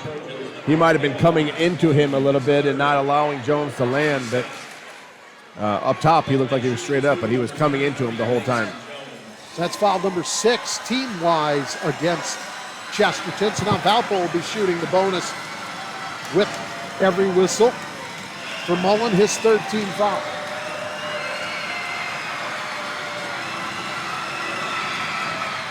Jones hits the first. Again, this is where a team free throw percentage of over 80% really helps finish possessions down toward the end of ball games. McCall with his 4 fouls back in as Flynn will have a seat for the Vikings. Second free throw, Jones, good. He hits them both. If you can make a pair of free throws in this gym here, you can hit them anywhere. Sure. Outstanding job. Clutch trip to the line for Mason Jones. 4-point game. Valpo with the lead. Mason Jones is only a junior, guys. He's coming back next year. That's going to be fun to watch. Grayson, as they're plugging up the lane with a zone right now, the Vikings are. Grayson goes between them around the back to the free throw line. Needs help. Mullen. Back to Grayson. Well, they're trying to slow down the dribble penetration of Grayson with this zone defense, putting Mason Jones right in the middle, said, go ahead and drive at me. And a great job of doing so after the trip to the foul line. Mullen to Sims. Can't get it to fall, but Sims was fouled and will go to the line. Again, a year or two from now, Sims will take that and muscle through that foul and dunk on and finish it. I want to see him finish that possession. Adler Haslett with the foul, his second. Great look there by Chesterton, a little high-low look there. Great pass by Mullen. Yeah. And the thing with Justin Sims, too, is that's off the left block. And when he's on the left block, he's always there for the drop-off passes. He is all about the offensive putbacks. But it's on the right block is where he really goes to work with his back to the basket. So Sims understanding where to be, and as such a young player, that's so important. And like you said, Doug, his game is only going to elevate once he's able to, pack on some weight and, get stronger. Yeah, again, he's going to be fun to watch, along with Mason Jones. A lot of talent here in the Doolin coming back next year. It's going to be fun. So a full timeout was called by Valparaiso. 2:42 remaining. We're going to keep it right here. 45-41 in favor of the Vikings. And Mark Urban wasn't happy with Valpo being granted the timeout call. He said that Justin Sims was given the basketball already, and both teams walking off the floor. Sims went and shot the free throw and made it. Hey, that's like a field goal kicker. Yeah. They try to ice you go ahead and kick the field goal once it hurt. Yeah. So when we come back, Sims will get 2 free throws. Yeah, but what a raucous crowd here. I'm looking up right now into the stands while we have a moment, and I honestly cannot see one empty seat. And people are standing along the balcony. This is a capacity gym. This is the way Doolin Conference games used to be, man. This is fun. It's good for the schools, good for the band. We had a little senior night thing there for the dance team in halftime. This is what it's all about for student athletes. I'm glad to see things getting back to normal a little bit. I think that's good for all of us. Absolutely. So here's Sims, first of 2. Good. I think it was a shooting foul, so Sims was going to get 2 no matter what. But again, want to remind you, Valpo passed the 10 foul mark team-wise in the second half. So Chesterton will get 2 free throws on every whistle against the Vikings. Back to a 1-possession ball game. And he hits them both. 2-point game. Still 2:42, a long way to go in this one. 45-43, Valpo. Haslett with it. Up the floor, Jones. Back to Haslett to Walls. Valparaiso making quick work of that press. That's what I'm saying. You got great guard play. It's hard to get something out of that press, and it's just I don't know if it's worth the risk of giving open layup. Walls goes between the legs into the lane, going to back it out because he saw nothing there, couldn't get to the rim. Gives it up to Jones. Jones goes between the legs. He works on Mullins. Nothing there. Gives it up to McCall. McCall to Dalton. Dalton, Carson Parrish on him. Back to Walls as Parrish is switching. Defend Walls. There's a nice little jump switch there by Chesterton. Jones has a good look from 3. He gets Mullen to fly by. Goes inside the arc and hits the jumper. Mason Jones. Yeah, Mullen again flying past Mason Jones. Great putback there by Sims, but no good. Sims puts it back up and scores it. Owen gets the steal. Grayson ties it! Wow. That's what happens when you relax for just a little bit. I guess the press did pay off. That's just about 1 possession left. We're tied at 47. Mullen slapping the floor on defense. Owen Guest slapping the floor on defense. This place is entirely on their feet. Valpo spreading the floor. Walls goes through the lane. A whistle and a foul. And is it going to be Mullen? Let's see. It is. Chris Mullen picking up his 4th. Big foul. That's a great guard play there by Walls, being able to get around his defender. It's hard to help off your guy when you allow the dribble penetration to happen between the elbows. I've talked about that in other games. You got to try to keep him in front of you. A lot easier said than done sometimes. Walls going to the free throw line. Tied at 47, 112. First one, good. Valpo back up 1. You can really feel the earth move in this place right now. I can only imagine what it is out on that floor at that charity stripe for Brees Walls. And this is good. Good players love this stuff, man. This is why they work hard. This is why they shoot extra. Walls hits them both. Valpo back up to 1:10 left. 49-47 Vikings. Doug, you mentioned how good players love this moment. That's what you have here.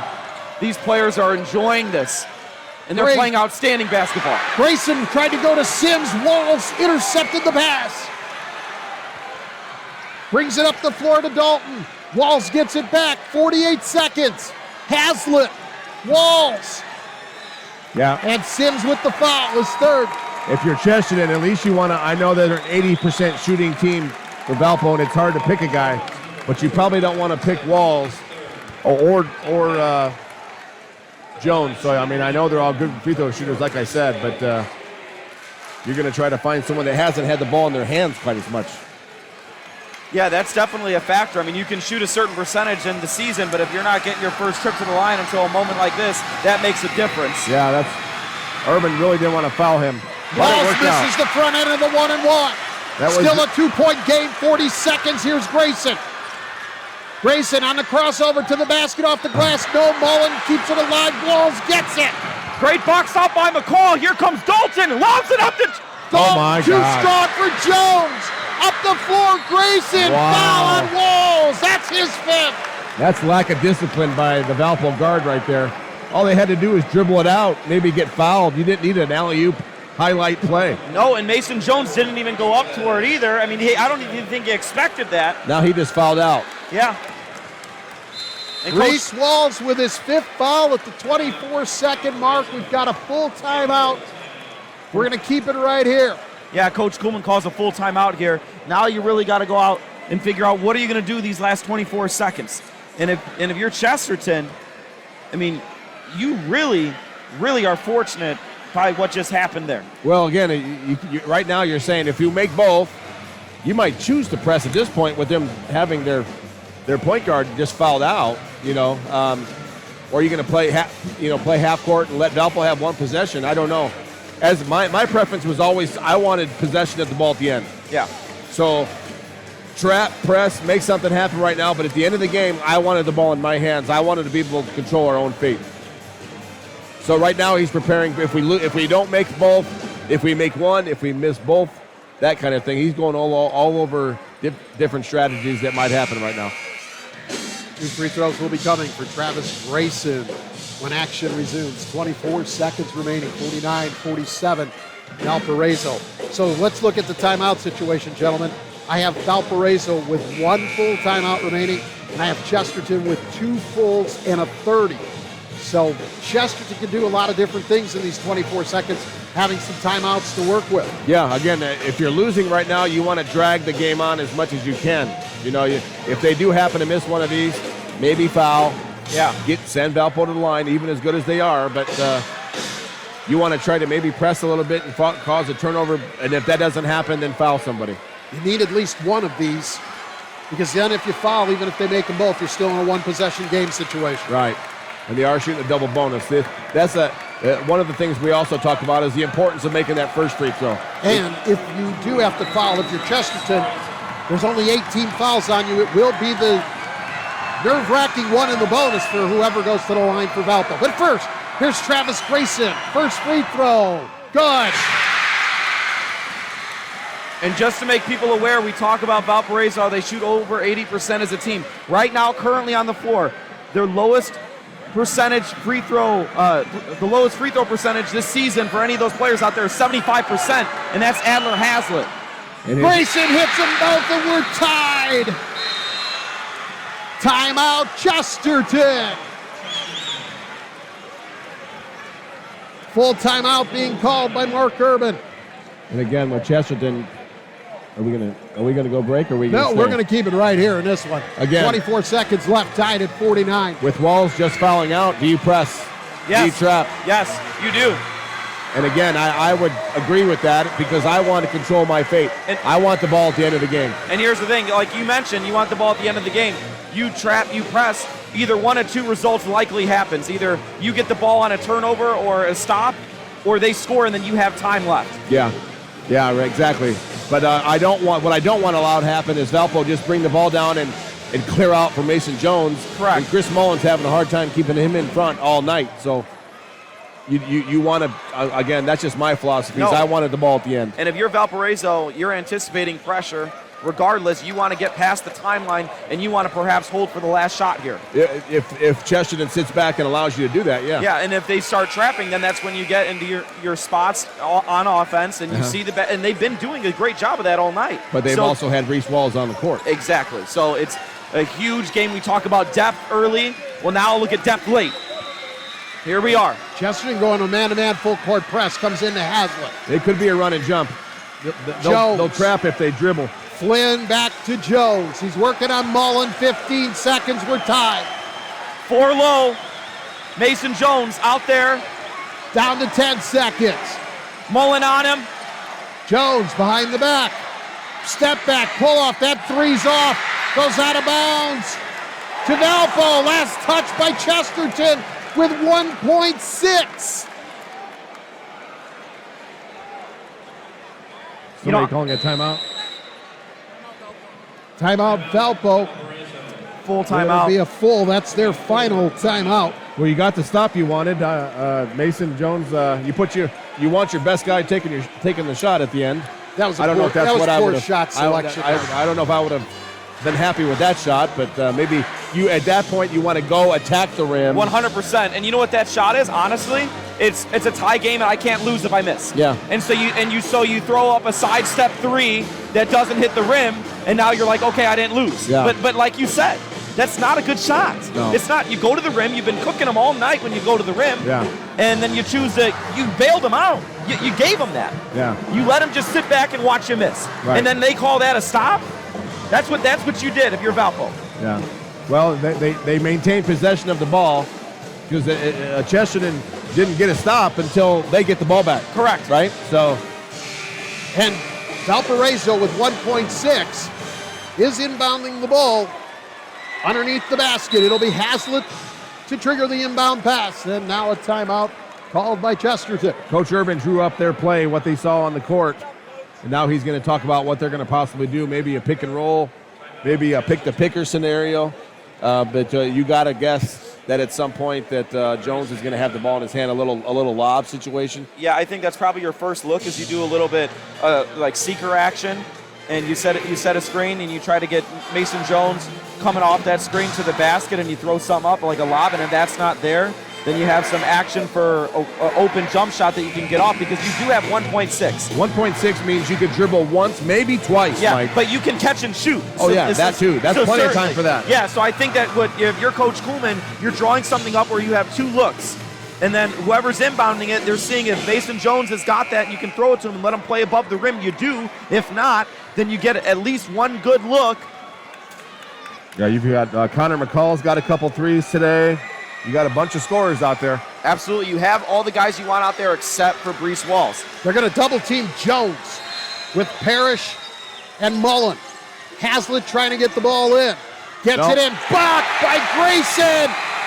And that's the end of the fourth quarter. We're going to overtime.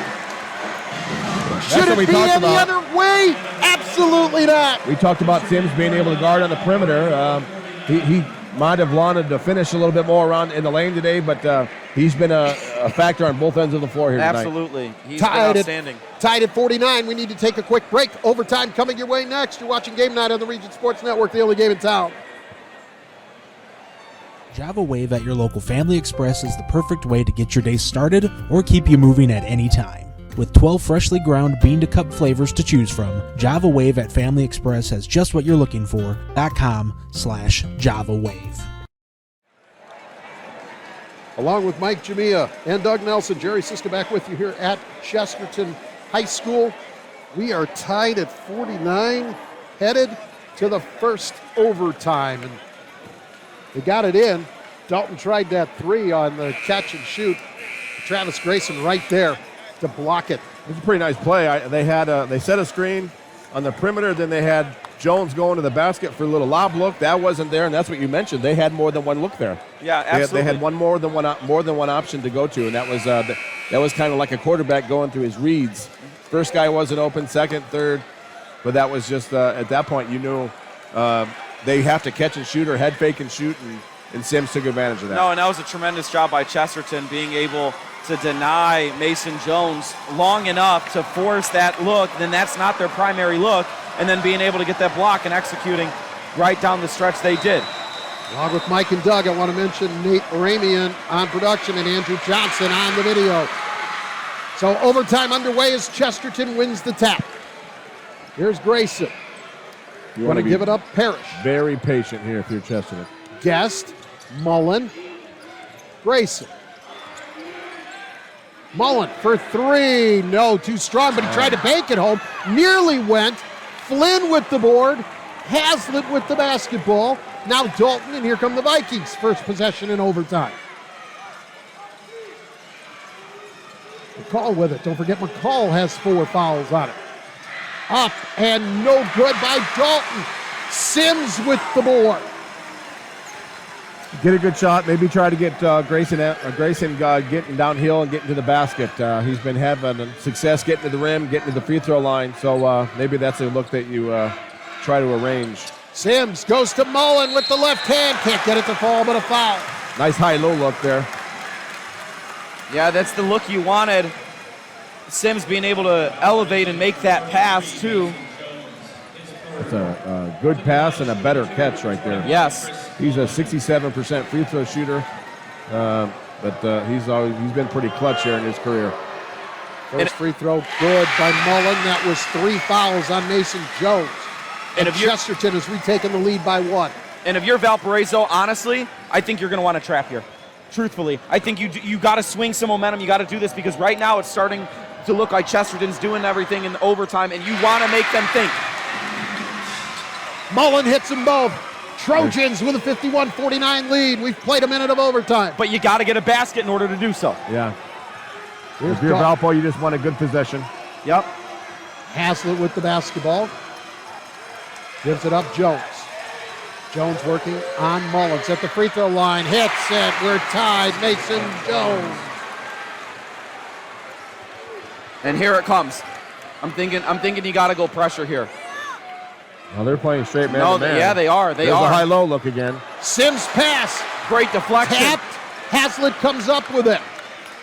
Great deflection. They saw that one coming.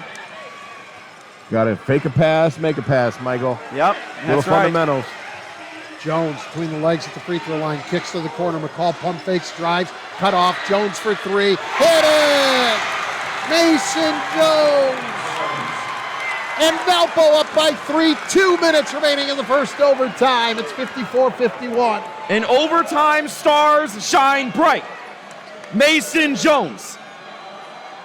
Grayson for 3. He buries it. Chesterton in front. Coach Irvin wants a timeout real quick. It's an official's timeout because we're going back to find out if Mason Jones' shot was a 2 or a 3. Two-pointer, and that does affect how they're going to play here. Absolutely. It's in the corner where we could not see how his feet were. So the scoreboard is correct. So they gave Jones a 2 on that shot. So Chesterton leads at 54-53. That's good officiating there to stop and get it right. Hazlitt gets it into Jones. Jones calling for Dalton so he can get him in the offensive set. Now he's going to work on Sims. Kicks to the corner. Hazlitt couldn't get the 3 off. Good recovery by Parrish. Jones takes it in the lane. He kicks to the corner. Flynn couldn't get a 3 look. McCall. Now Hazlitt has a 3 look. Off the iron. Jones gets the board. Goes up and scores. Valpo by 1 with 1:15 left.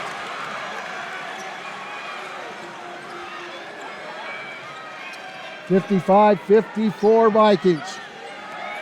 Grayson to the corner. 3 ball. No good by Guest. Gets his own rebound. Grayson drives the lane. We've got a foul on the floor. No shot, but Grayson will get 2 free throws. And for Blaine Dalton, that's his 4th foul. This right here is everything. This is a moment that prepares you 2 weeks from now. And these teams might meet 2 weeks from now. We talk about how important this game. Valpo has won 18 straight DAC games. Chesterton is 20-0. Some sort of streak is going to end tonight.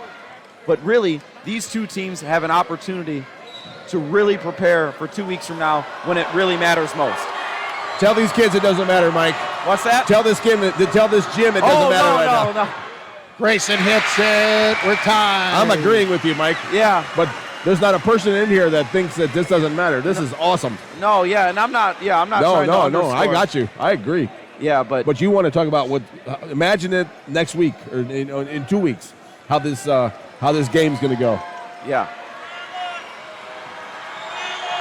Grayson's 2nd free throw. Good. Chesterton back up 1. Sustained two-way action. Full timeout. Timeout Chesterton. Timeout Chesterton. It's a full. We're going to keep it right here with 1 minute remaining. 56-55. Favor of the Trojans. And don't forget, after this one, we'll name the Crowell Company's Lantern Man superhero of the game. Crowell Companies, they have offices open from 9 to 7 Monday through Friday, Saturdays until 2 in Highland, Maryville, and Michigan City. Also, we'll name the play of the game. It's presented by IKORCC, training, professionalism, and partnerships for economic development. Learn more at IKORCC.com. And also, after the game, Region Sports Network will name the blue-collar player of the game, brought to you by the Region Sports Network, the only game in town. Guys, we talk about 2 weeks, but you know what? It's really a shame right now that we think of it, and there's nothing to do about it. The pairings, how the sectionals are put together is how they are. It's a shame one of these teams' season's coming to an end in 2 weeks, because these are really quality basketball teams that at the top of their game could make a long postseason run, either one of them. That's sectional 2 for you. That's a lot of dueling teams, and it's always competitive, and it's going to come down doing the little things. And, every game, there's a lot of quality teams in sectional 2 right now. It's going to be a fun week over in Portage. So here's basketball in the Hazlitt. 1 point lead for Chesterton. Valpo with the ball. Hazlitt going to bring it up. Mullen on him. They're trying to deny Jones the ball. That didn't work out very well. But Carson Parrish defending. But he was able to cut Jones off, and Grayson steals it from behind. Whistle and a foul on the Vikings. They changed who was guarding him. They put Mullins off of Jones. Yeah, and they had Carson Parrish on him. And then coming in from behind, Travis Grayson with the steal. Just a primetime player. Yeah, again, still a ton of time left, guys. Oh, yeah. But that was a really nice stop and a great adjustment there by Coach Urban and his staff. It'll still only be a 3-point advantage to Chesterton at best if Grayson hits both free throws. Carson Parrish has given up size and pounds to Jones, but he did a great job right there. But here's another issue, gentlemen. Wall's already out. McCall has 4. Dalton has 4. Jones has 4 for Valpo. Valpo, as we play these final 44 seconds, in deep trouble foul-wise. Well, we've talked about the depth and the balance of them. We'll see how that pays off. Grayson misses the second. It's a 2-point game. 40 seconds. Here's Dalton. Gives it up, Hazlitt. Dalton. Tipped by Grayson, but Dalton able to get it back. Gives it up to Jones. 25 seconds to Hazlitt. That's a smart timeout there. Excellent job by Travis Grayson, making Mason Jones pick up his dribble near half court, causing Coach Kuhlman to burn a full timeout here with 22 seconds. Full timeout, Valpo. They were working farther and farther away from the basket. That was a good timeout by Coleman to maybe set up a play. right? It was a little shaky right there. Yeah, no, yeah. Like you said, guys kind of drifted farther away from the basketball. They weren't in those, those positions that you want to be in the event that you pick up your dribble or there's a trap potential. Also happens when you don't have your point guard grab the ball and say, we're going to run this. And because you don't, you now burn your last timeout. Now you don't have any time. 22.4 on the clock. Trojans trying to stay unbeaten and win the Duneland. They lead it by... Guest going to defend, but he's backing off a little bit to try to be able to drop down. And Jones gets free of Mullen. The three is going to come up short. Sims with the board. And a foul on You send Sims to the line, sure. I have a hard time believing that's the shot that Coach drew up in the timeout. Yeah. 2 free throws coming for Justin Sims. Now, with 11.5, now that's McCall's 5th foul, so they will have to make a substitution. But guys, Sims still needs to hit both to turn this into a 2-possession. They'll replace McCall. Dalton still has 4 fouls. Jones with 4 on the floor for Valparaiso. And Jack Smiley, a freshman, he's gonna grow up a little bit here tonight. Chris Mullen has 4 fouls for Chesterton. Justin Sims with 3. Sims at the line right now to shoot 2. First free throw up and good. Again, we talk about the importance of making that first free throw. Here's the big one. Yep. It's a 3-point game. Opens up the rim a little bit.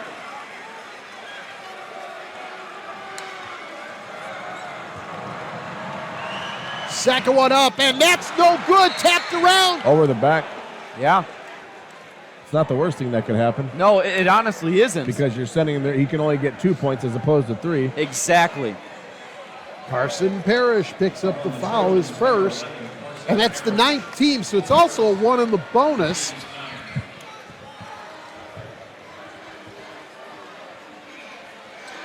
This game with only 1 foul. First one good. He'll get another. It's down to a 2-point game. Now if you're Valpo, you got to press a little bit. You got a lot. Travis Grayson cannot touch the basketball right now. He absolutely cannot. And there's no help side responsibility. You're face guarding him. And it's probably, honestly, and maybe Jack Smiley, for all we know. Second one. Good. It's a 1-point game. You can't let him touch it. You can't. Blaine Dalton's on him. 10 seconds. 58-57. Chesterton Great deflection. knocked out of bounds by Dalton. He pointed the wrong way. Oh, boy, I saw the same thing both of you did. The official initially pointed Valpo ball, but then quickly corrected himself. Guest to trigger the inbound. Going to bring it to Sims. Sims wow. to Grayson. Grayson fouled before the shot. That won't count. Michael Flynn with the foul. The foul, that'll be his 3rd. Oh, they're going to call it on Jack Smiley, his 3rd. Jack Smiley? Thought that it was Flynn that was 3 that was down there. Yeah, get him in the book, exactly. My goodness. 2 free throws coming for Grayson. Again, the biggest lead he could give Chesterton is 3 by hitting them both. First one, good. He's up on Chesterton earlier in the year, but he just flat out wins. He's a guy, the guy you want at the line. He's making the 7 seconds. Jones to Smiley quickly. Won it! In. Good teams figure out ways to win, man.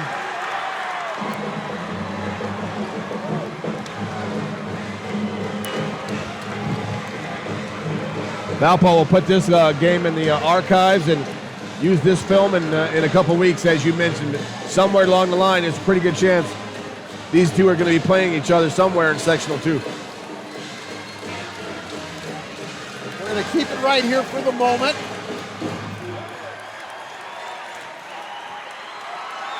We're going to keep...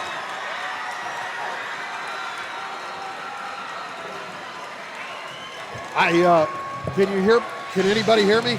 I can. You can? Okay. Yeah. I don't hear myself. So, okay, we're good. 60-57, your final score. Chesterton defeats Valparaiso in an instant classic, gentlemen. Yeah, they get together for a little Duneland Athletic Conference Championship photo. what an exciting day for their program. But, man, that could have went either way. I think the deciding fact there was Walls fouling out of the game. But what a contest in front of a full stadium. It was a fun evening here. Yeah, and with Walls fouling out, you mentioned that was a big part in this. But after Walls fouled out, Mason Jones really stepped up. But Travis Grayson was just too much to handle, plain and simple. He was so fierce on both ends of the floor. He had some great steals at the end there in the overtime period, and he was absolutely clutch at the charity stripe the entire game in this one, and that was all the difference. Again, if you want to, there were a couple of possessions there where you'd rather see Jones driving to the lane, yes, as opposed to a fadeaway step back three to his left. But again, they'll learn from this film. They'll get back at it and get to work because Jones is pretty deadly from the free throw line. Yeah, he is. So go attack. Maybe set a ball screen up there on Mullen, or when they, Coach Urban made the adjustment and put Parrish on him, but maybe the ball screen and then let him get to the rim. Yeah, I mean, you get a draft drive perhaps, get him to get to the rim. There's a number of things they could have done there or that could have happened. And because those things don't happen and he takes a sidestep three, that's how you actually get to overtime. Well, this game didn't even have to go to overtime potentially if things would have played out differently, obviously, in those final moments of the fourth quarter. But like you mentioned, getting to the foul line or getting to the rim. At least putting the officials in the position to make the call. Absolutely. Like you said, you kind of bailed Valpo out. By Chesterton out, by those shot selection that they made. Yeah, because if you're Chesterton, and namely if you're Chris Mullen, and you've been burned on ball fakes and head fakes all night, and then you just get to watch Mason Jones heave up a sidestep three, you're taking a sigh of relief. Yeah. Yeah. But again, Jones is a junior. Absolutely. He's going to learn and get better and improve and try to get to the rim. Maybe next time down. Yeah, and kind of going back to what I said. I mean, yeah, all that stuff happens, but you still get to overtime and you still play really well in the overtime period. But Travis Grayson had 40 points tonight. Wow, in a big time game. No kidding. And so it's one of those things where, yeah, we could go and this could have happened differently, etc. But stars shine so bright, and none brighter than Travis Grayson in this one here at home for a DAC championship in a max capacity gym. I mean, there was people standing all over throughout the balcony as there was no seats in this one. Yeah, it was close to 5,000 people in this gym tonight, and he dropped 40. We talked about it last week, Mike, in the girls regional. Big time players make big time plays and big time games. Absolutely. And Jones did it for Valpo all night and Walls, and Travis did a great job for Chesterton here tonight. 40 in a big, huge game. What do you think? He's making a statement for making the Indiana All-Star team. Absolutely, and I think that it's one of those things where, having such a high-profile game like this and performing the way he did tonight, it was like we talked about at that regional final with Jessica Carruthers. Jessica Carruthers had 42 points in a regional championship game, and she's making her case for Miss Basketball. Right. Travis Grayson does this tonight. He's certainly making his case for an Indiana All-Star, and perhaps deservedly so after tonight. Yeah, you're talking about two guys that have put in the extra time, and like you talked about, they love this situation. They want to be, at the line with the game on the line, and they want the ball in their hands and be able to control what happens. Yeah, they thrive in moments like these, and that's the thing too. We talk about the stars in this one, but a tremendous effort by both teams tonight, and both teams showed and showcased so much depth in this one. A lot of guys had their hand on the ball in this one. A lot of guys got into the box score in this one, and all players, I feel, in this one really enjoyed the moment, and that's just kudos to the coaches and the coaching staffs for both of these programs. Yeah, again, both teams made adjustments as the night moved along. And again, like we talked about, I know there's other good teams in Sectional 2. We talked about Portage. We had both of these teams down by double digits. And Portage is going to have the sectional in their gym in a couple of weeks. So, they're going to be a handful. And but that's going to be a heck of a week with Sectional 2, along with other sectionals that are happening at that time. And we always talk about a draw, but in recent years, this upcoming sectional draw is so highly anticipated. I can't think of in recent years where I thought how important it would be for this draw to play out and how it's going to go in sectional 2. Yeah, it's kind of it depends on who you're a fan of, right? Correct. If I'm a fan of Valpo, I want this draw. If I'm a fan of Chesterton, I want this draw. Portage, Lowell, Hobart, it really, the draw is a factor this year. Big time. Yeah. I don't have much to say, but we're going to take a quick break and say more because we've got to come back and give away our awards. In overtime, Chesterton stays unbeaten and wins the Duneland Conference title with a 60-57 thriller over Valparaiso. Back with more from Chesterton High School right after this. You're watching Game Night on the Region Sports Network, the only game in town. Did you know? Wow, they'll prepare fresh fish while you wait. Did you know? They make over 40,000 donuts from scratch every week. Did you know? They offer 23 different deli platters for your party. Did you know? They have freshly chopped fajita mix ready to cook. Did you know? They have the best fried chicken in the area. Did you know? They offer our signature curbside service 14 hours a day. Strachan Van Til. Now you know. From schools to stadiums, hospitals, and bridges, everywhere you look, union carpenters are building Indiana. With jobs and skilled trades in high demand, there's never been a better time to start building your future. As an apprentice, you'll earn a debt-free college degree, earn while you learn, and receive great benefits like healthcare and retirement. So what are you waiting for? Visit carpenters.com to learn more.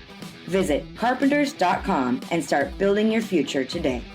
As a Northwest Indiana native and a seasoned real estate professional, Stephanie Cowger at White Hat Realty Group recognizes and values the trust her clients place in her and strives every day to exceed their expectations. With a vast knowledge of the area, Stephanie can help you find the right home at the right price. When selling, Stephanie will market your home aggressively, maximizing your equity to get you top dollar. Buying or selling, it's important to have the best representation. Give Stephanie a call and start making your real estate goals a reality. The team of sports medicine experts at Orthopedic Specialists of Northwest Indiana is committed to getting athletes back in the game, with a focus on not only helping patients recover from injuries, but helping improve athletic performance to prevent injuries. Orthopedic Specialists provides the most advanced, comprehensive care to their patients. To learn more about all Orthopedic Specialists can do to help rehab and prevent athletic injuries, visit them on the web at osni.org or call them at 219-923-3300. Orthopedic Specialists of Northwest Indiana, providing world-class care to Northwest Indiana for over 20 years.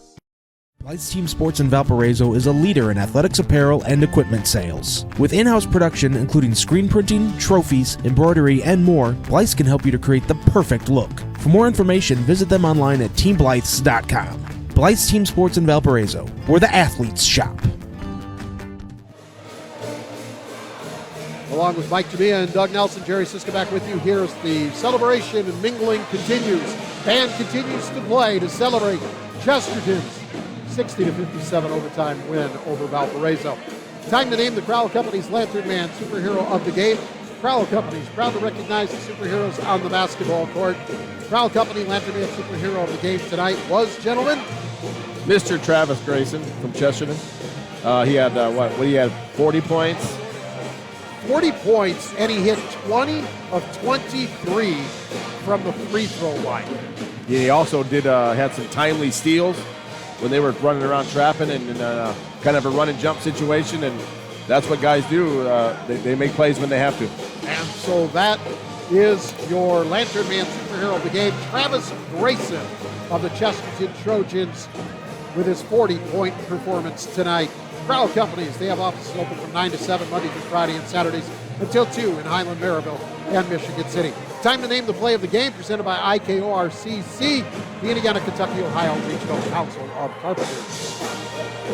Justin Sims throwing down a two-hand flush, getting this place rocking. And it was rocking all night. And Justin Sims, that was a big, turning point in the game. And it just went back and forth from there. But Justin Sims, the two-hand dunk, what a special talent he is in transition. And him able to get that dunk in there really gave him some confidence, as then he was able to execute on the left block, with some good drop-off passes by Grayson, getting him involved in that one, and he was able to finish through contact late in that game. But I think that after a dunk like that, you were playing like a superhero. Well, again, at the time, the lid came off this place. It was just an explosive time and set the tone for the evening. So, Justin Sims, his dunk is the play of the game, presented by IKORCC, Training Professionalism and Partnerships for Economic Development. Learn more at IKORCC.com. Time now to name the Region Sports Network Blue Collar Player of the Game, brought to you by the Region Sports Network. The only game in town. Gentlemen, the selection is? We went with Mason Jones from Valpo. He had 28 points. Brees Walls fouled out. And then Mason did a great job of keeping Valpo in the game and then extending the game and giving them a fighting chance there at the end. Yeah, he was outstanding in this one. Yes, and the post game and throughout the game we talked about the shot selection there at the end of the game. But bottom line is this: he's taking that shot because he knows he can make that shot. Period, plain and simple. And he had 28 in this one. He was outstanding nonetheless. And like you mentioned, when Brees Walls goes down, your point guard, and you step up in a big way and take this game to overtime, he was just outstanding. And that right there is blue collar, right? Picking it up when things go down. That's blue collar. Mason Jones also was just 2 of 5 from the free throw line early in the game, finished by hitting 5 straight and finished the night with a very good 7 of 10.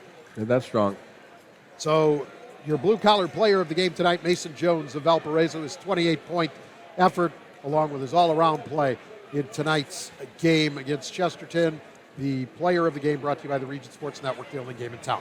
A couple of numbers real quick before we get out of here. Travis Grayson, as we mentioned, 40 points, including 20 of 23 at the free throw line. Justin Sims with 10. Those were the 2 double-figure scores for Chesterton tonight, who improved to 21-0.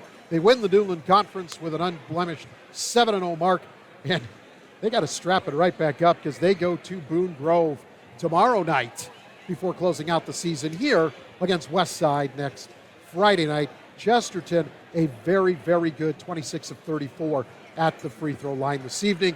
5, 13, 15, 16, and 11 in the extra session for the Trojans, total of 60. We mentioned Mason Jones had 28 points.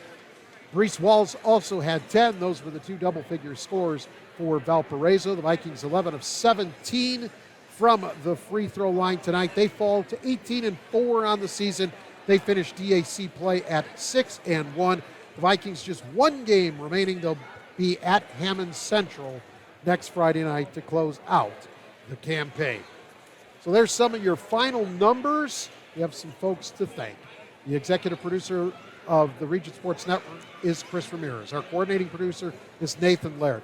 Thank you to Mike Jamia and Doug Nelson. Outstanding job on the broadcast tonight. My name's Jerry Siska. Game producer Nate Ramian. Excellent job here this evening. Andrew Johnson, outstanding job on the video camera, bringing you all the pictures. We want to thank the athletic director here at Chesterton, Jeff Hamstra, Barrett Kuhlman, and Mark Urban of Valpo and Chesterton, respectively. And thank you, the viewers of Facebook.com/Region Sports and RegionSports.com for spending some of your Friday night with us, watching and enjoying high school basketball right here on the Region Sports Network. And folks, those of you that watched and listened, I sure hope you enjoyed watching this one as much as we enjoyed bringing it to you. Mike and I make a little road trip tomorrow night. We are going to be down in Logansport. We'll hit the airwaves at about 5:45 tomorrow evening as we'll bring you the 4A North Semi-State as the Crown Point Lady Bulldogs, defending state champions in 4A, will try to win their way back to Indianapolis and a chance at a 2nd straight title. But they've got a mighty tall order tomorrow night in the Noblesville Millers. That, ladies and gentlemen, will be a fan appreciation audio-only broadcast, but Mike and I will be courtside in Logansport. Nathan Laird will be down there with us as well, and we will bring you that ball game tomorrow night. Doug, Andrew, Nate, Mike, outstanding, gentlemen. What a great game. Hope we can have a few more like these as the postseason's right around the corner. Talked about the draw. That comes up on Sunday late afternoon. These 2 squads will find out what their path looks like when the postseason begins in about 11 days. Final again from here at Chesterton. The number 1 and unbeaten Chesterton Trojans defeat the number 7 Valparaiso Vikings 60-57. For the RSN crew, I'm Jerry Siska. Everyone have a wonderful evening. Mike and I will talk to you tomorrow night from Logansport. You've been watching Game Night right here on the Region Sports Network, the only game in town.